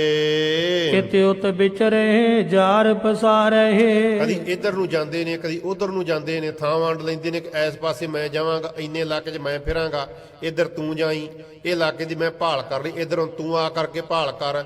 ਇਸ ਤਰ੍ਹਾਂ ਇੱਧਰ ਉੱਧਰ ਫਿਰਦੇ ਨੇ ਤੇ ਜਾਲ ਜਿਹੜੇ ਨੇ ਉਹ ਪਸਾਰਦੇ ਨੇ, ਜਾਲ ਫੈਲਾਉਂਦੇ ਨੇ। ਫਿਰੇ ਮੱਧ ਅਰ ਦੋਨੋਂ ਤੀਰ। ਤੇ ਫਿਰੇ ਮੱਧ, ਦਰਿਆ ਦੇ ਦੋਵਾਂ ਕੰਢਿਆਂ ਦੇ ਪਾਸੇ ਜਾਂਦੇ ਨੇ, ਕਿ ਹੋ ਸਕਦਾ ਜੋ ਰੁੜ ਕਰਕੇ ਸਰੂਪ ਪਰਲੇ ਕੰਢੇ ਜਾ ਕਰਕੇ ਲੱਗ ਗਿਆ ਹੋਵੇ। ਇਧਰ ਮਾਝੇ ਵਾਲੇ ਪਾਸੇ ਆਉਂਦੇ ਨੇ, ਦੁਆਬੇ ਵਾਲੇ ਪਾਸੇ ਵਾਲਾ ਕੰਢਾ ਫਿਰ ਕਰਕੇ ਭਾਲ ਕਰਦੇ ਨੇ। ਤੇ ਫਿਰ ਵਿਚਕਾਰ ਜਿੱਥੇ ਬਹੁਤਾ ਡੂੰਘਾ ਪਾਣੀ ਤੇ ਤੇਜ਼ ਵਹਾਅ ਚੱਲਦਾ ਦਰਿਆ ਦੇ ਵਿੱਚ, ਉੱਥੇ ਵੀ ਭਾਲ ਕਰਦੇ ਨੇ। ਜਹ ਤੋਰ ਅਰ ਦੀਰਗ ਨੀਰ। ਜਿੱਥੇ ਥੋੜਾ ਪਾਣੀ ਹੈ ਉੱਥੇ ਵੀ ਜਾਂਦੇ ਨੇ, ਦਰਿਆ ਦੇ ਕਈਆਂ ਥਾਵਾਂ ਦੇ ਥੋੜਾ ਪਾਣੀ, ਕਈਆਂ ਦੇ ਬਹੁਤਾ, ਜਿੱਥੇ ਡੂੰਘਾ ਪਾਣੀ ਉੱਥੇ ਵੀ ਜਾਂਦੇ ਨੇ, ਟੁਬਕੀ ਲਾ ਕਰਕੇ ਥੱਲੇ ਤਹਿ ਤੱਕ ਜਾ ਕੇ ਭਾਲ ਕਰਦੇ ਨੇ। ਅਨਕ ਬਿਦਨ ਕੇ ਜਤਨ ਰਚੰਤੇ, ਅਨੇਕਾਂ ਪ੍ਰਕਾਰ ਦੇ ਜਿਹੜੇ ਯਤਨ ਨੇ ਉਹ ਕਰਦੇ ਨੇ ਕਿ ਕਿਸੇ ਨਾ ਕਿਸੇ ਤਰੀਕੇ ਦੇ ਨਾਲ ਸਰੂਪ ਜੋ ਇਹ ਪ੍ਰਾਪਤ ਹੋ ਜਾਵੇ ਤੇ ਸਾਨੂੰ ਬਹੁਤੀ ਮਾਇਆ ਧਨ ਪ੍ਰਾਪਤ ਹੋਵੇਗੀ। ਜਲ ਮੈਂ ਲੈ ਹੋਏ ਕਿਤਕ ਫਿਰੰਤੇ, ਇਹ ਜਲ ਦੇ ਵਿੱਚ ਲੈ ਕੇ ਇਹ ਟੁੱਬੀਆਂ ਮਾਰ ਕਰਕੇ ਤੇ ਫਿਰਦੇ ਨੇ ਥੱਲੇ ਤਹਿ ਤੱਕ ਜਾ ਕਰਕੇ ਭਾਲ ਕਰਦੇ ਨੇ, ਬਹੁਤ ਜ਼ੋਰ ਲਾਉਂਦੇ ਨੇ। ਸ੍ਰੀ ਨਾਨਕ ਕੋ ਕਿਤਕ ਮਨਾਵੇ, ਤੇ ਜਿਹੜੇ ਜਲ ਦੇ ਵਿੱਚ ਟੁੱਬੀਆਂ ਮਾਰ ਕਰਕੇ ਫਿਰ ਰਹੇ ਨੇ ਉਹ ਤੇ ਸ੍ਰੀ ਗੁਰੂ ਨਾਨਕ ਸਾਹਿਬ ਜੀ ਦੇ ਅੱਗੇ ਅਰਦਾਸਾਂ ਕਰਦੇ ਹੀ ਨੇ। ਪਰ ਜਿਹੜੇ ਧੀਰ ਮਲ ਦੇ ਸਾਥੀ ਆਏ ਜਿਹੜੇ ਦਰਿਆ ਦੇ ਵਿੱਚ ਨਹੀਂ ਪ੍ਰਵੇਸ਼ ਕਰ ਸਕਦੇ, ਉਹ ਕੰਢੇ ਤੇ ਬੈਠੇ ਹੋਏ ਨੇ ਤੇ ਸ੍ਰੀ ਗੁਰੂ ਨਾਨਕ ਸਾਹਿਬ ਜੀ ਦੇ ਅੱਗੇ ਲਗਾਤਾਰ ਅਰਦਾਸਾਂ ਕਰੀ ਜਾ ਰਹੇ ਨੇ ਕਿ ਮਹਾਰਾਜ ਕਿਰਪਾ ਕਰੋ, ਸਾਡੇ ਗੁਰੂ ਦੀ ਜੋ ਇੱਛਾ ਪੂਰੀ ਕਰ ਦਿਓ। ਕਰੋ ਕਿਰਪਾ ਜਿਮ ਗ੍ਰੰਥ ਸੋ ਪਾਵੇ, ਤੇ ਉਹ ਆਂਦੇ ਮਹਾਰਾਜ ਕਿਰਪਾ ਕਰੋ, ਐਸੀ ਕਿਰਪਾ ਕਰੋ ਜਿਸ ਤਰੀਕੇ ਦੇ ਨਾਲ ਸਾਨੂੰ ਗ੍ਰੰਥ ਸਾਹਿਬ ਜੀ ਦਾ ਸਰੂਪ ਪ੍ਰਾਪਤ ਹੋ ਜਾਵੇ, ਬਾਣੀ ਦਾ ਸਰੂਪ ਪ੍ਰਾਪਤ ਹੋ ਜਾਵੇ, ਆਪ ਕਿਰਪਾ ਕਰੋ। ਕੇਤਕ ਜਤਨ ਬਤਾਵੇ ਕਰੇ, ਤੇ ਕਈ ਜਿਹੜੇ ਆ ਉਹ ਪਾਣੀ ਦੇ ਵਿੱਚ ਪ੍ਰਵੇਸ਼ ਨਹੀਂ ਕਰ ਸਕਦੇ, ਨਾ ਹੋਰ ਹੀ ਕੁਝ ਕਰ ਸਕਦੇ, ਅਰਦਾਸ ਵੀ ਕਰਨੀ ਨਹੀਂ ਆਉਂਦੀ। ਉਹ ਬੰਦੇ ਤੋਂ ਖਲੋਤਿਆਂ ਹੀ ਯਤਨ ਦੱਸੀ ਜਾਂਦੇ ਨੇ, ਇਸ ਤਰ੍ਹਾਂ ਕਰਨਾ ਚਾਹੀਦਾ ਹੈ, ਇਸ ਤਰ੍ਹਾਂ ਕਰਨਾ ਚਾਹੀਦਾ ਹੈ, ਜਾਲ ਇਸ ਪਾਸੇ ਤੋਂ ਆਉਣੂ ਪਾਉਣਾ ਚਾਹੀਦਾ ਹੈ, ਨਹੀਂ ਇੱਧਰ ਜਾ ਕਰਕੇ ਵੇਖਣਾ ਚਾਹੀਦਾ ਹੈ, ਉਹ ਸਰੂਪ ਅੱਗੇ ਵੀ ਜਾ ਸਕਦਾ ਹੈ। ਇਸ ਤਰ੍ਹਾਂ ਬੰਦੇ ਤੋਂ ਖਲੋਤੇ ਹੀ ਯਤਨ ਦੱਸੀ ਜਾਂਦੇ ਨੇ। ਇਸ ਤਰ੍ਹਾਂ ਵੱਖ-ਵੱਖ ਤਰ੍ਹਾਂ ਦੀਆਂ ਉਹ ਆਪਣੀਆਂ ਦਲੀਲਾਂ ਸਲਾਹਾਂ ਦਿੰਦੇ ਨੇ। ਕੇਤਕ ਬੁੱਧ ਕਰ ਬਲ ਤੇ ਕਰੇ, ਤੇ ਕਈ ਜਿਹੜੇ ਆਪਣੀ ਬੁੱਧੀ ਨੂੰ ਬੜਾ ਦਿਮਾਗ ਦੇ ਨਾਲ ਸੋਚਦੇ ਨੇ ਕਿ ਕਿਤੇ ਮੇਰੀ ਜਿਹੜੀ ਸਕੀਮ ਹੈ ਕਾਮਯਾਬ ਹੋ ਜਾਵੇ ਤੇ ਗੁਰੂ ਦੀ ਖੁਸ਼ੀ ਧੀਰ ਮਲ ਦੀ ਮੈਨੂੰ ਪ੍ਰਾਪਤ ਹੋਏ, ਮੈਨੂੰ ਮਾਇਆ ਮਿਲ ਜਾਵੇ। ਸਾਰੇ ਹੈਗੇ ਤੇ ਮਾਇਆ ਦੇ ਲਾਲਚੀ ਨੇ, ਆਪਣੀ ਬੁੱਧੀ ਦੇ ਦਿਮਾਗ ਦੇ ਜ਼ੋਰ ਦੇ ਨਾਲ ਤਰ੍ਹਾਂ ਤਰ੍ਹਾਂ ਦੀਆਂ ਸਲਾਹਾਂ ਦਿੰਦੇ ਨੇ। ਧੀਰ ਮਲ ਬਹੁ ਦੇਤ ਦਿਲਾਸਾ, ਤੇ ਇਧਰੋਂ ਧੀਰ ਮਲ ਜਿਹੜਾ ਭਾਵੇਂ ਚਿੰਤਾ ਦੇ ਸਹਿਤ ਹੈ, ਦੁਖੀ ਹੈ ਕਿ ਸਰੂਪ ਨਹੀਂ ਮਿਲ ਰਿਹਾ, ਪਰ ਜੋ ਪਾਣੀ ਵਿੱਚ ਪ੍ਰਵੇਸ਼ ਕਰਨ ਵਾਲੇ ਉਹਨਾਂ ਕੋਲ ਗੱਲ ਪ੍ਰਗਟ ਨਹੀਂ ਕਰਦਾ ਮਨ ਦੀ, ਉਹਨਾਂ ਨੂੰ ਬੜਾ ਦਿਲਾਸਾ ਦਿੰਦਾ, ਬੜਾ ਹੌਸਲਾ ਦਿੰਦਾ ਹੈ ਕਿ ਮੈਂ ਬੜੀ ਕਰਨੀ ਵਾਲਾ ਹਾਂ। ਇਸ ਤਰ੍ਹਾਂ ਧੀਰ ਮਲ ਕਹਿੰਦਾ ਉਹਨਾਂ ਨੂੰ, ਸ੍ਰੀ ਸਤਗੁਰ ਪੁਰਵਹਿੰਗੇ ਆਸਾ, ਧੀਰ ਮਲ ਕਹਿੰਦਾ ਵੀ ਮਹਾਰਾਜ ਸ੍ਰੀ ਗੁਰੂ ਨਾਨਕ ਸਾਹਿਬ ਜੀ ਆਪਣੀ ਆਸਾ ਨਾਲ ਜੋ ਇੱਛਾ ਜ਼ਰੂਰ ਪੂਰੀ ਕਰਨਗੇ, ਮੈਨੂੰ ਯਕੀਨ ਹੈ। ਇਸ ਤਰ੍ਹਾਂ ਉਹਨਾਂ ਨੂੰ ਦਿਲਾਸਾ ਦਿੰਦਾ, ਹੌਸਲਾ ਦਿੰਦਾ ਧੀਰ ਮਲ। ਮੰਜੀ ਸਾਹਿਤ ਗ੍ਰੰਥ ਜੀ ਭਾਵਹਿ, ਧੀਰ ਮਲ ਕਹਿੰਦਾ ਵੀ ਆਪਾਂ ਮੰਜੀ ਸਾਹਿਬ ਦੇ ਸਮੇਤ ਹੀ, ਇਹ ਨਹੀਂ ਕਿ ਪੀੜਾ ਲੱਭ ਜਾਵੇ ਤੇ ਗ੍ਰੰਥ ਸਾਹਿਬ ਮਿਲੇ ਹੀ ਨਾ। ਧੀਰ ਮਲ ਕਹਿੰਦਾ ਨਹੀਂ, ਆਪਾਂ ਪੀੜੇ ਦੇ ਸਮੇਤ ਹੀ ਗੁਰੂ ਗ੍ਰੰਥ ਸਾਹਿਬ ਜੀ ਦਾ ਜੋ ਸਰੂਪ ਹੈ ਉਹ ਪ੍ਰਾਪਤ ਕਰ ਲਵਾਂਗੇ, ਮਿਲੇਗਾ ਆਪਾਂ ਨੂੰ। ਇਹ ਮਹਾਰਾਜ ਜ਼ਰੂਰ ਇੱਛਾ ਪੂਰੀ ਕਰਨਗੇ। ਇਮ ਨਿਸ਼ਚਾ ਮੇਰੇ ਮਨ ਆਵਹਿ, ਇਹ ਨਿਸ਼ਚਾ ਮੇਰੇ ਮਨ ਦੇ ਵਿੱਚ ਵਾਰ-ਵਾਰ ਖਿਆਲ ਆ ਰਹੇ ਨੇ, ਇਹ ਮੇਰੇ ਮਨ ਦੇ ਵਿੱਚ ਵਾਰ-ਵਾਰ ਗੱਲ ਆ ਰਹੀ ਹੈ ਕਿ ਸਰੂਪ ਲੱਭ ਜਾਣਾ ਆਪਾਂ ਨੂੰ, ਥੋੜਾ ਹੀ ਸਮਾਂ ਹੈ, ਥੋੜੇ ਸਮੇਂ ਤੱਕ ਪ੍ਰਾਪਤ ਹੋ ਜਾਵੇਗਾ। ਤਕੜੇ ਹੋ ਕਰਕੇ ਤੁਸੀਂ ਯਤਨ ਕਰੋ। ਅਚੋ ਤੇ ਹਾਵਲ ਸਭ ਤ੍ਰਿਪਤਾਏ, ਕਹਿਣ ਲੱਗਾ ਵੀ ਠੀਕ ਹੈ, ਧੀਰ ਮਲ ਕਹਿੰਦਾ ਪਾਣੀ ਵਿੱਚ ਪ੍ਰਵੇਸ਼ ਕਰਨ ਦਾ ਦੁੱਖ ਤੇ ਹੋ ਰਿਹਾ ਹੈ, ਪਰ ਜਦੋਂ ਸਰੂਪ ਆਪਾਂ ਨੂੰ ਪ੍ਰਾਪਤ ਹੋ ਗਿਆ ਨਾ, ਆਪਾਂ ਬਹੁਤ ਕੜਾਹ ਪ੍ਰਸ਼ਾਦ ਤਿਆਰ ਕਰਾਂਗੇ। ਮਨ ਭਾਉਂਦਾ ਤੁਸੀਂ ਖਾ ਕਰਕੇ ਤੇ ਤ੍ਰਿਪਤ ਹੋਇਓ, ਰੱਜ ਲੈਣਾ ਕਰਿਓ। ਕਰੇ ਹਮੇਚ ਕਿਤਕ ਦਿਨ ਜਾਏ, ਇਹ ਨਹੀਂ ਕਿ ਕੜਾਹ ਪ੍ਰਸ਼ਾਦ ਹੁਣ ਆਪਾਂ ਤਿਆਰ ਕੀਤਾ ਤੇ ਕੱਲ ਨੂੰ ਨਹੀਂ, ਆਪਾਂ ਹਮੇਸ਼ ਰੋਜ਼ ਹੀ ਕੜਾਹ ਪ੍ਰਸ਼ਾਦ ਤਿਆਰ ਕਰਿਆ ਕਰਾਂਗੇ। ਮਨ ਭਾਉਂਦਾ ਤੁਸੀਂ ਛਕ ਕਰਕੇ ਤ੍ਰਿਪਤ ਹੋਣਾ ਕਰਿਓ। ਤਨ ਮਨ ਦੇ ਨਾਲ ਤੁਸੀਂ ਜ਼ੋਰ ਲਾ ਕਰਕੇ ਦੇ ਜੋ ਸਰੂਪ ਹੈ ਇਹਦੀ ਭਾਲ ਕਰੋ। ਜਿਉਂ ਜਿਉਂ ਭਨੇ ਧੀਰ ਮਲ ਤਿਨ ਕੋ, ਤੇ ਜਿਉਂ-ਜਿਉਂ ਧੀਰ ਮਲ ਇਸ ਤਰ੍ਹਾਂ ਉਹਨਾਂ ਨੂੰ ਕਹਿੰਦਾ ਨਾ ਕਿ ਯਤਨ ਕਰੋ ਭਈ ਤੁਹਾਡੀ ਆਸਾ ਮਹਾਰਾਜ ਨੇ ਪੂਰੀ ਕਰ ਦੇਣੀ, ਜੇ ਤੁਹਾਨੂੰ ਬੜੀ ਮਾਇਆ ਧਨ ਦੌਲਤ ਮਿਲਣੀ, ਜੇ ਮੇਰੀ ਆਸਾ ਦੇ ਨਾਲ ਤੁਹਾਡੀ ਆਸਾ ਪੂਰੀ ਹੋ ਜਾਣੀ। ਜਿਉਂ-ਜਿਉਂ ਧੀਰ ਮਲ ਉਹਦੀ ਹੌਸਲਾ ਅਫਜਾਈ ਕਰਦਾ, ਤਿਉਂ ਤਿਉਂ ਯਤਨ ਕਰੇ ਤਨ ਮਨ ਕੋ, ਤਿਉਂ-ਤਿਉਂ ਹੀ ਉਹ ਧੀਰ ਮਲ ਦਾ ਆਖਿਆ ਮੰਨ ਕਰਕੇ ਤੇ ਬੜੇ ਤਨ ਦੇ ਨਾਲ ਤੇ ਮਨ ਦੇ ਨਾਲ ਜ਼ੋਰ ਲਾ ਕਰਕੇ ਦੇ ਉਹ ਭਾਲ ਕਰਦੇ। ਇੱਕ ਦਿਨ ਬੀਤ ਦੁਤੀਆ ਦਿਨ ਬੀਤਾ, ਤੇ ਫਿਰ ਇੱਕ ਦਿਨ ਕਹਿੰਦੇ ਸਾਰਾ ਬਤੀਤ ਹੋ ਗਿਆ, ਭਾਲ ਕਰਦਿਆਂ ਕਰਦਿਆਂ ਜੋ ਗੁਰੂ ਗ੍ਰੰਥ ਸਾਹਿਬ ਜੀ ਦਾ ਸਰੂਪ ਸੀ ਉਹ ਨਾ ਪ੍ਰਾਪਤ ਹੋਇਆ। ਦੂਜੇ ਦਿਨ ਫੇਰ ਯਤਨ ਆਰੰਭ ਕਰਦੇ ਅੰਮ੍ਰਿਤ ਵੇਲੇ ਹੀ, ਫੇਰ ਸਾਰਾ ਦਿਨ ਬਤੀਤ ਹੋ ਗਿਆ, 2 ਦਿਨ ਬਤੀਤ ਹੋ ਗਏ। ਚਿੰਤਾ ਹੋਤ ਸਭਨ ਕੇ ਚੀਤਾ, ਤੇ ਸਾਰਿਆਂ ਦੇ ਮਨ ਦੇ ਵਿੱਚ ਬੜੀ ਚਿੰਤਾ ਹੋਈ ਜਦੋਂ 2 ਦਿਨ ਬਤੀਤ ਹੋ ਗਏ। ਸਾਰਿਆਂ ਨੇ ਜਾਣਿਆ ਵੀ ਹੁਣ ਨਹੀਂ ਸਰੂਪ ਮਿਲਣਾ, 2 ਦਿਨ ਹੋ ਗਏ ਨੇ, ਦਰਿਆ ਦਾ ਚੱਪਾ ਚੱਪਾ ਫੋਲ ਮਾਰਿਆ ਹੈ, ਹੁਣ ਨਹੀਂ ਮਿਲਿਆ, ਹੁਣ ਕਿੱਥੋਂ ਮਿਲੇਗਾ। 2 ਦਿਨ ਬਤੀਤ ਹੋ ਗਏ। 2 ਦਿਨ ਬਤੀਤ ਹੋਣ ਤੋਂ ਸਾਰਿਆਂ ਦੇ ਮਨ ਵਿੱਚ ਬੜੀ ਚਿੰਤਾ ਹੋਈ। ਜਵਾਬ ਦੇ ਕਰਕੇ ਥੱਕ ਹਾਰ ਕੇ ਧੀਰ ਮਲ ਦੇ ਕੋਲ ਆ ਕੇ ਵੀ ਸੋਨੀ ਕਿਤੇੋਂ ਪ੍ਰਾਪਤ ਹੋ ਸਕਦਾ, ਬੜੇ ਦੁਖੀ ਹੋਏ ਸਾਰੇ। ਕਹੇ ਜੇ ਨਰ ਬੁਲਵਾਇਓ ਤੇ ਪਾਹੀ। ਫਿਰ ਜੋ ਨਰ ਮਨੁੱਖ ਸੁਨੇਹਾ ਲੈ ਕਰਕੇ ਆਇਆ ਸੀ ਨਾ ਕਿ ਉਹ ਧੀਰਮਲ ਸਰੂਪ ਪਾਣੀ ਵਿੱਚ ਰੱਖ ਗਏ ਨੇ ਦਰਿਆ ਦੇ ਵਿੱਚ, ਤੇ ਜਾ ਕੇ ਪ੍ਰਾਪਤ ਕਰ ਲਾ, ਉਸ ਮਨੁੱਖ ਨੂੰ ਕੋਲ ਬਣਾਇਆ ਧੀਰਮਲ ਨੇ, ਆਪਣੇ ਕੋਲ ਸੱਦਿਆ। ਤਰਤ ਗ੍ਰੰਥ ਤੈ ਪਿਕਿਓ ਕੇ ਨਾਹੀ। ਉਹ ਆਇਆ ਧੀਰਮਲ ਨੂੰ, ਆ ਕਰਕੇ ਨਮਸਕਾਰ ਕੀਤੀ ਗੁਰੂ ਜਾਣ ਕਰਕੇ ਉਹਨੇ ਵੀ। ਤੇ ਧੀਰਮਲ ਉਹਨੂੰ ਕਹਿਣ ਲੱਗਾ ਵੀ ਤੂੰ ਸੱਚੀ ਸੱਚੀ ਗੱਲ ਦੱਸ ਕਿ ਤੂੰ ਸੁਣੀ ਸੁਣਾਈ ਗੱਲ ਕਰਦਾ ਕਿ ਵੇਖਿਆ ਅੱਖਾਂ ਦੇ ਨਾਲ? ਤੂੰ ਅੱਖਾਂ ਦੇ ਨਾਲ ਵੇਖਿਆ ਕਿ ਨਹੀਂ ਵੇਖਿਆ? ਸਰੂਪ ਜੋ ਪਾਣੀ ਵਿੱਚ ਰੱਖ ਰਿਹਾ ਸੀ, ਤੂੰ ਸਾਰੀ ਗੱਲ ਸੱਚੀ ਸੱਚੀ ਦੱਸਣਾ ਕਰ। ਕੌਣ ਸਥਾਨ ਟਿਕਾਵਤ ਲਹਿਓ। ਧੀਰਮਲ ਕਹਿੰਦਾ ਵੀ ਜੇ ਤੇ ਤੂੰ ਸੁਣੀ ਸੁਣਾਈ ਗੱਲ ਕਰ ਰਿਹਾ ਨਾ ਸਾਡੇ ਹੌਸਲਾ ਕਰਨ ਦੇ ਵਾਸਤੇ, ਉਹ ਵੀ ਸਹੀ ਗੱਲ ਦੱਸ, ਤੇ ਜੇ ਤੂੰ ਵੇਖਿਆ ਤੇ ਉਹ ਵੀ ਦੱਸ, ਤੇ ਜੇ ਤੂੰ ਅੱਖਾਂ ਦੇ ਨਾਲ ਵੇਖਿਆ, ਉਹ ਕਹਿੰਦਾ ਵੇਖਿਆ ਮੈਂ। ਧੀਰਮਲ ਕਹਿੰਦਾ ਦੱਸ ਫਿਰ ਕਿੱਥੇ ਉਹਨਾਂ ਨੇ ਜੋ ਸਰੂਪ ਸੀ ਟਿਕਾਇਆ ਸੀ, ਸਹੀ ਟਿਕਾਣਾ ਸਾਨੂੰ ਉਹ ਠੀਕ ਠੀਕ ਦੱਸਣਾ ਕਰ।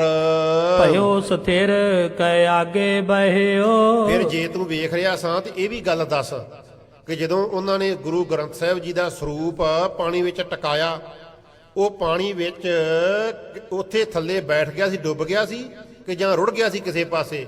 ਇਹ ਵੀ ਗੱਲ ਸਾਨੂੰ ਦੱਸ। ਸੁਨ ਕੈ ਪੁਨੇ ਬਤਾਵਨ ਕੀਏ। ਇਹ ਗੱਲ ਧੀਰਮਲ ਦੇ ਕੋਲੋਂ ਸੁਣ ਕੇ ਤੇ ਦੁਬਾਰਾ ਦੱਸਿਆ ਫਿਰ ਉਹਨੇ, ਜੋ ਕਰਤਾਰਪੁਰ ਦੇ ਵਿੱਚ ਰਹਿਣ ਵਾਲਾ ਮਨੁੱਖ ਸੀ, ਸੁਨੇਹਾ ਲੈ ਕਰਕੇ ਗਿਆ ਸੀ ਗੁਰੂ ਤੇਗ ਬਹਾਦਰ ਸਾਹਿਬ ਜੀ ਦਾ। ਉਹ ਫੇਰ ਦੱਸਣ ਲੱਗਾ, ਕਹਿਣ ਲੱਗਾ ਇਸ ਥਲ ਬਰਿਓ ਸਿੱਖ ਸਿਰ ਲੀਏ। ਕਹਿਣ ਲੱਗਾ ਵੀ ਇੱਥੇ ਖਲੋਤੇ ਹੋਏ ਸੀ ਸ੍ਰੀ ਗੁਰੂ ਤੇਗ ਬਹਾਦਰ ਸਾਹਿਬ ਜੀ, ਉਹਨਾਂ ਦਾ ਹੁਕਮ ਪਾ ਕਰਕੇ ਤੇ ਇੱਕ ਸਿੱਖ ਗੁਰੂ ਗ੍ਰੰਥ ਸਾਹਿਬ ਜੀ ਦਾ ਸਰੂਪ ਉਹਨੇ ਬੇੜੀ ਵਿੱਚ ਟਿਕਾਇਆ ਤੇ ਮਹਾਰਾਜ ਨੂੰ ਨਾਲ ਲੈ ਕਰਕੇ ਤੇ ਇੱਥੋਂ ਉਹ ਚੱਲੇ। ਮੁਝ ਦੇਖਤ ਹੀ ਤਬੇ ਉਤਾਰਾ। ਤੇ ਮੇਰੇ ਦੇਖਦਿਆਂ ਦੇਖਦਿਆਂ ਹੀ ਉਹ ਬੇੜੀ ਜਿਹੜੇ ਸੀ ਪਾਣੀ ਵਿੱਚ ਲੈ ਕਰਕੇ ਗਏ, ਬੜੇ ਸਤਿਕਾਰ ਦੇ ਨਾਲ ਉਹਨਾਂ ਬੇੜੀ ਵਿੱਚੋਂ ਸਰੂਪ ਨੂੰ ਉਤਾਰਿਆ, ਲਾਇਆ ਥੱਲੇ। ਇਹਾਂ ਇਕਾਇਓ ਨੀਰ ਮਝਾਰਾ। ਤੇ ਇੱਥੇ ਇੰਨੇ ਪਾਣੀ ਵਿੱਚ ਅੱਗੇ ਜਾ ਕਰਕੇ ਉਹਨੇ ਇਸ਼ਾਰੇ ਦੇ ਨਾਲ ਦੱਸਿਆ, ਇੱਥੇ ਜਾ ਕਰਕੇ ਉਹਨਾਂ ਨੇ ਜੋ ਸਰੂਪ ਸੀ ਉਹ ਪਾਣੀ ਵਿੱਚ ਦਰਿਆ ਦੇ ਵਿੱਚ ਟਿਕਾ ਦੇਣਾ ਕੀਤਾ। ਇਹ ਮੈਂ ਆਪ ਅੱਖਾਂ ਦੇ ਨਾਲ ਵੇਖਿਆ ਹੈ, ਇਹ ਕੋਈ ਸੁਣੀ ਸੁਣਾਈ ਗੱਲ ਨਹੀਂ ਮੈਂ ਕਰਦਾ। ਇੰਨਾ ਕੁ ਦੂਰ ਜਾ ਕਰਕੇ ਉਹਨਾਂ ਨੇ ਇੱਥੇ ਪਾਣੀ ਵਿੱਚ ਸਰੂਪ ਟਿਕਾ ਦੇਣਾ ਕੀਤਾ। ਸ੍ਰੀ ਗੁਰੂ ਤੇਗ ਬਹਾਦਰ ਫੇਰ। ਤੇ ਫੇਰ ਸ੍ਰੀ ਗੁਰੂ ਤੇਗ ਬਹਾਦਰ ਸਾਹਿਬ ਜੀ ਮਹਾਰਾਜ ਉਸ ਮੌਕੇ ਤੇ ਹਾਜ਼ਰ ਸਨ, ਨਾਲ ਸਨ ਉਹ ਵੀ। ਨੀਕੇ ਧਰਿਓ ਬਲੋਚਨ ਹੇਰ। ਤੇ ਉਹਨਾਂ ਨੇ ਚੰਗੀ ਤਰ੍ਹਾਂ ਦੇ ਨਾਲ ਵੇਖ ਕਰਕੇ ਤੇ ਜੋ ਸਰੂਪ ਸੀ ਆਪ ਆਪਣੇ ਹੱਥੀਂ ਪਾਣੀ ਦੇ ਵਿੱਚ ਟਿਕਾਇਆ, ਦਰਿਆ ਦੀ ਭੇਟਾ ਕੀਤਾ। ਤੇ ਦਰਿਆ ਨੂੰ ਨਾਲ ਉਹਨਾਂ ਨੇ ਬਚਨ ਵੀ ਕਹੇ ਕਿ ਬਿਆਸਾ ਦਰਿਆ ਆ ਤੇਰੇ ਕੋਲ ਅਸੀਂ ਅਮਾਨਤ ਰੱਖ ਚੱਲੇ ਆ, ਧੀਰਮਲ ਨੂੰ ਦੇ ਦੀ। ਇਸ ਤਰ੍ਹਾਂ ਉਹਨਾਂ ਨੇ ਬਚਨ ਵੀ ਕਹੇ। ਨਮੋ ਠਾਨ ਕਰ ਗਮਨੇ ਆਗੇ। ਤੇ ਫੇਰ ਸ੍ਰੀ ਗੁਰੂ ਤੇਗ ਬਹਾਦਰ ਸਾਹਿਬ ਜੀ ਮਹਾਰਾਜ ਨੇ ਨਮਸਕਾਰ ਕੀਤੀ, ਸ੍ਰੀ ਗੁਰੂ ਗ੍ਰੰਥ ਸਾਹਿਬ ਜੀ ਮਹਾਰਾਜ ਨੂੰ ਆਪ ਨਮਸਕਾਰ ਕੀਤੀ ਉਹਨਾਂ ਨੇ। ਸਰਬ ਲੋਕ ਤਿਨ ਕੈ ਸੰਗ ਲਾਗੇ। ਤੇ ਬਾਕੀ ਸਾਰੇ ਜੋ ਹੋਰ ਲੋਕ ਸਨ ਉਹਨਾਂ ਦੇ ਨਾਲ ਆਦਮੀ ਸਨ, ਉਹਨਾਂ ਨੇ ਵੀ ਸ੍ਰੀ ਗੁਰੂ ਗ੍ਰੰਥ ਸਾਹਿਬ ਜੀ ਮਹਾਰਾਜ ਨੂੰ ਨਮਸਕਾਰ ਕੀਤੀ ਤੇ ਅੱਗੇ ਚੱਲ ਪਏ। ਇਹ ਠਾਂ ਜਬ ਨਰ ਕੋਏ ਨਾ ਖਲਿਓ। ਤੇ ਇਸ ਥਾਂ ਦੇ ਉੱਤੇ ਕੋਈ ਮਨੁੱਖ ਨਹੀਂ ਰਹਿ ਗਿਆ। ਜਦੋਂ ਗੁਰੂ ਤੇਗ ਬਹਾਦਰ ਸਾਹਿਬ ਜੀ ਚਲੇ ਗਏ ਤੇ ਸਾਰੇ ਉਹਨਾਂ ਦੇ ਸਾਥੀ ਵੀ ਉਹਨਾਂ ਦੇ ਮਗਰ ਮਗਰ ਨਾਲ ਚੱਲ ਪਏ। ਮੈਂ ਤੁਮਰੀ ਦਿਸ ਮਾਰਗ ਚੱਲਿਓ। ਤੇ ਉਧਰੋਂ ਜਦੋਂ ਕੋਈ ਮਨੁੱਖ ਨਾ ਰਹਿ ਗਿਆ, ਮੈਂ ਇੱਥੇ ਕੀ ਕਰਨਾ ਸੀ? ਸਾਰਾ ਕਾਰਜ ਮੈਂ ਆਪਣੀਆਂ ਅੱਖਾਂ ਦੇ ਨਾਲ ਵੇਖਿਆ ਏ ਤੇ ਮੈਂ ਬੜੀ ਕਾਹਲੀ ਦੇ ਨਾਲ ਛੇਤੀ ਦੇ ਨਾਲ ਤੁਹਾਡੇ ਕੋਲ ਪਹੁੰਚ ਗਿਆ, ਤੁਹਾਨੂੰ ਜਾ ਕਰਕੇ ਦੱਸਿਆ। ਇਸ ਤਰ੍ਹਾਂ ਜੋ ਸਿੱਖ ਹੈ ਉਹਨੇ ਸਾਰੀ ਗੱਲ ਧੀਰਮਲ ਨੂੰ ਦੁਬਾਰਾ ਦੱਸੀ ਹੈ। ਇੱਥੇ ਇੱਕ ਸਰੂਪ ਉਹਨਾਂ ਨੇ ਟਿਕਾਇਆ ਸੀ, ਇੰਨਾ ਕੁ ਪਾਣੀ ਵਿੱਚ ਅੱਗੇ ਗਏ ਸੀ ਤੇ ਇਸ ਤਰ੍ਹਾਂ ਸਾਰੀ ਗੱਲ ਦੁਬਾਰਾ ਦੱਸੀ। ਇੱਥੋਂ ਤੱਕ ਸਤਿਗੁਰਾਂ ਦੇ ਇਤਿਹਾਸ ਦੀ ਕਥਾ ਵਿਚਾਰ ਅਜਾਈ ਹੈ। ਸਤਿਗੁਰਾਂ ਦੇ ਇਤਿਹਾਸ ਦੀ ਕਥਾ ਵਿਚਾਰ ਅਗਾਧ ਬੋਧ ਸਮੁੰਦਰ ਦੀ ਨਿਆਈ ਹੈ। ਤੁਛ ਬੁੱਧੀ ਦੇ ਅਨਸਾਰ ਬੇਨਤੀਆਂ ਕੀਤੀਆਂ ਹੈ। ਸਤਿਗੁਰਾਂ ਦਾ ਇਤਿਹਾਸ ਕਹਿੰਦਿਆਂ ਕਈ ਪ੍ਰਕਾਰ ਦੀਆਂ ਗਲਤੀਆਂ ਭੁੱਲਾਂ ਹੋ ਗਈਆਂ ਹੈ। ਆਪ ਸਰਬੱਤ ਸੰਗਤ ਗੁਰੂ ਸਾਹਿਬ ਬਖਸ਼ਣ ਜੋਗ ਬਖਸ਼ ਲੈਣਾ, ਅੱਗੇ ਤੋਂ ਸਮਤ ਬਖਸ਼ਣੀ ਜੀ। ਵਾਹਿਗੁਰੂ ਜੀ ਕਾ ਖਾਲਸਾ, ਵਾਹਿਗੁਰੂ ਜੀ ਕੀ ਫਤਿਹ। ਏ ਅਚੁੱਤ ਹੈ ਪਾਰ ਬ੍ਰਹਮ ਅਗਨਾਸੀ ਅਗਨਾਸ। ਏ ਪੂਰਨ ਹੈ ਸਰਬ ਮੈਂ ਦੁਖ ਭੰਜਨ ਗੁਣ ਤਾਸ ਹੇ ਸੰਗੀ ਹੈ ਨਿਰੰਕਾਰ ਹੇ ਨਿਰਗੁਣ ਸਭ ਟੇਕ ਹੇ ਗੋਬਿੰਦ ਹੈ ਗੁਣ ਨਿਧਾਨ ਜਾਂ ਕੈ ਸਦਾ ਬਵੇਕ ਹੇ ਅਪਰੰਪਰ ਹਰ ਹਰੇ ਹਰਿ ਪੀ ਹੋਵਨ ਹਾਰ ਹੇ ਸੰਤ ਹੈ ਕੈ ਸਦਾ ਸੰਗ ਦੇ ਦਾਰਾ ਆਧਾਰ ਹੇ ਠਾਕੁਰ ਹਉ ਦਾਸਰੋ ਮੈਂ ਨਿਰਗੁਣ ਗੁਣ ਨਹੀਂ ਕੋਇ ਨਾਨਕ ਦੀਜੈ ਨਾਮ ਨਾਮ ਦਾਨ ਰਾਖੋ ਹੀਐ ਪਰੋਏ ਪਾਏ ਪ੍ਰਭ ਸਰਨਾਗਤੀ ਗਤੀ ਕਿਰਪਾ ਨਿਧ ਦਇਆਲ ਏਕ ਅੱਖਰ ਹਰ ਮਨ ਮਨ ਬਸਤ ਨਾਨਕ ਹੋਤ ਨਿਹਾਲ ਕਥਾ ਨਿਤਾ ਪ੍ਰਤ ਹੋਤ ਹੈ ਸੁਨਿਓ ਸਿੰਘ ਸੁਜਾਨ ਨਾਨਕ ਗੁਰੂ ਗੋਬਿੰਦ ਸਿੰਘ ਜੀ ਸਦਾ ਕਰੇ ਕਲਿਆਣ ਨਾਨਕ ਗੁਰੂ ਗੋਬਿੰਦ ਸਿੰਘ ਜੀ ਸਦਾ ਕਰੇ ਕਲਿਆਣ ਵਾਹਿਗੁਰੂ ਜੀ ਕਾ ਖਾਲਸਾ ਵਾਹਿਗੁਰੂ ਜੀ ਕੀ ਫਤਿਹ। ਵਾਹਿਗੁਰੂ ਜੀ ਕਾ ਖਾਲਸਾ ਵਾਹਿਗੁਰੂ ਜੀ ਕੀ ਫਤਿਹ।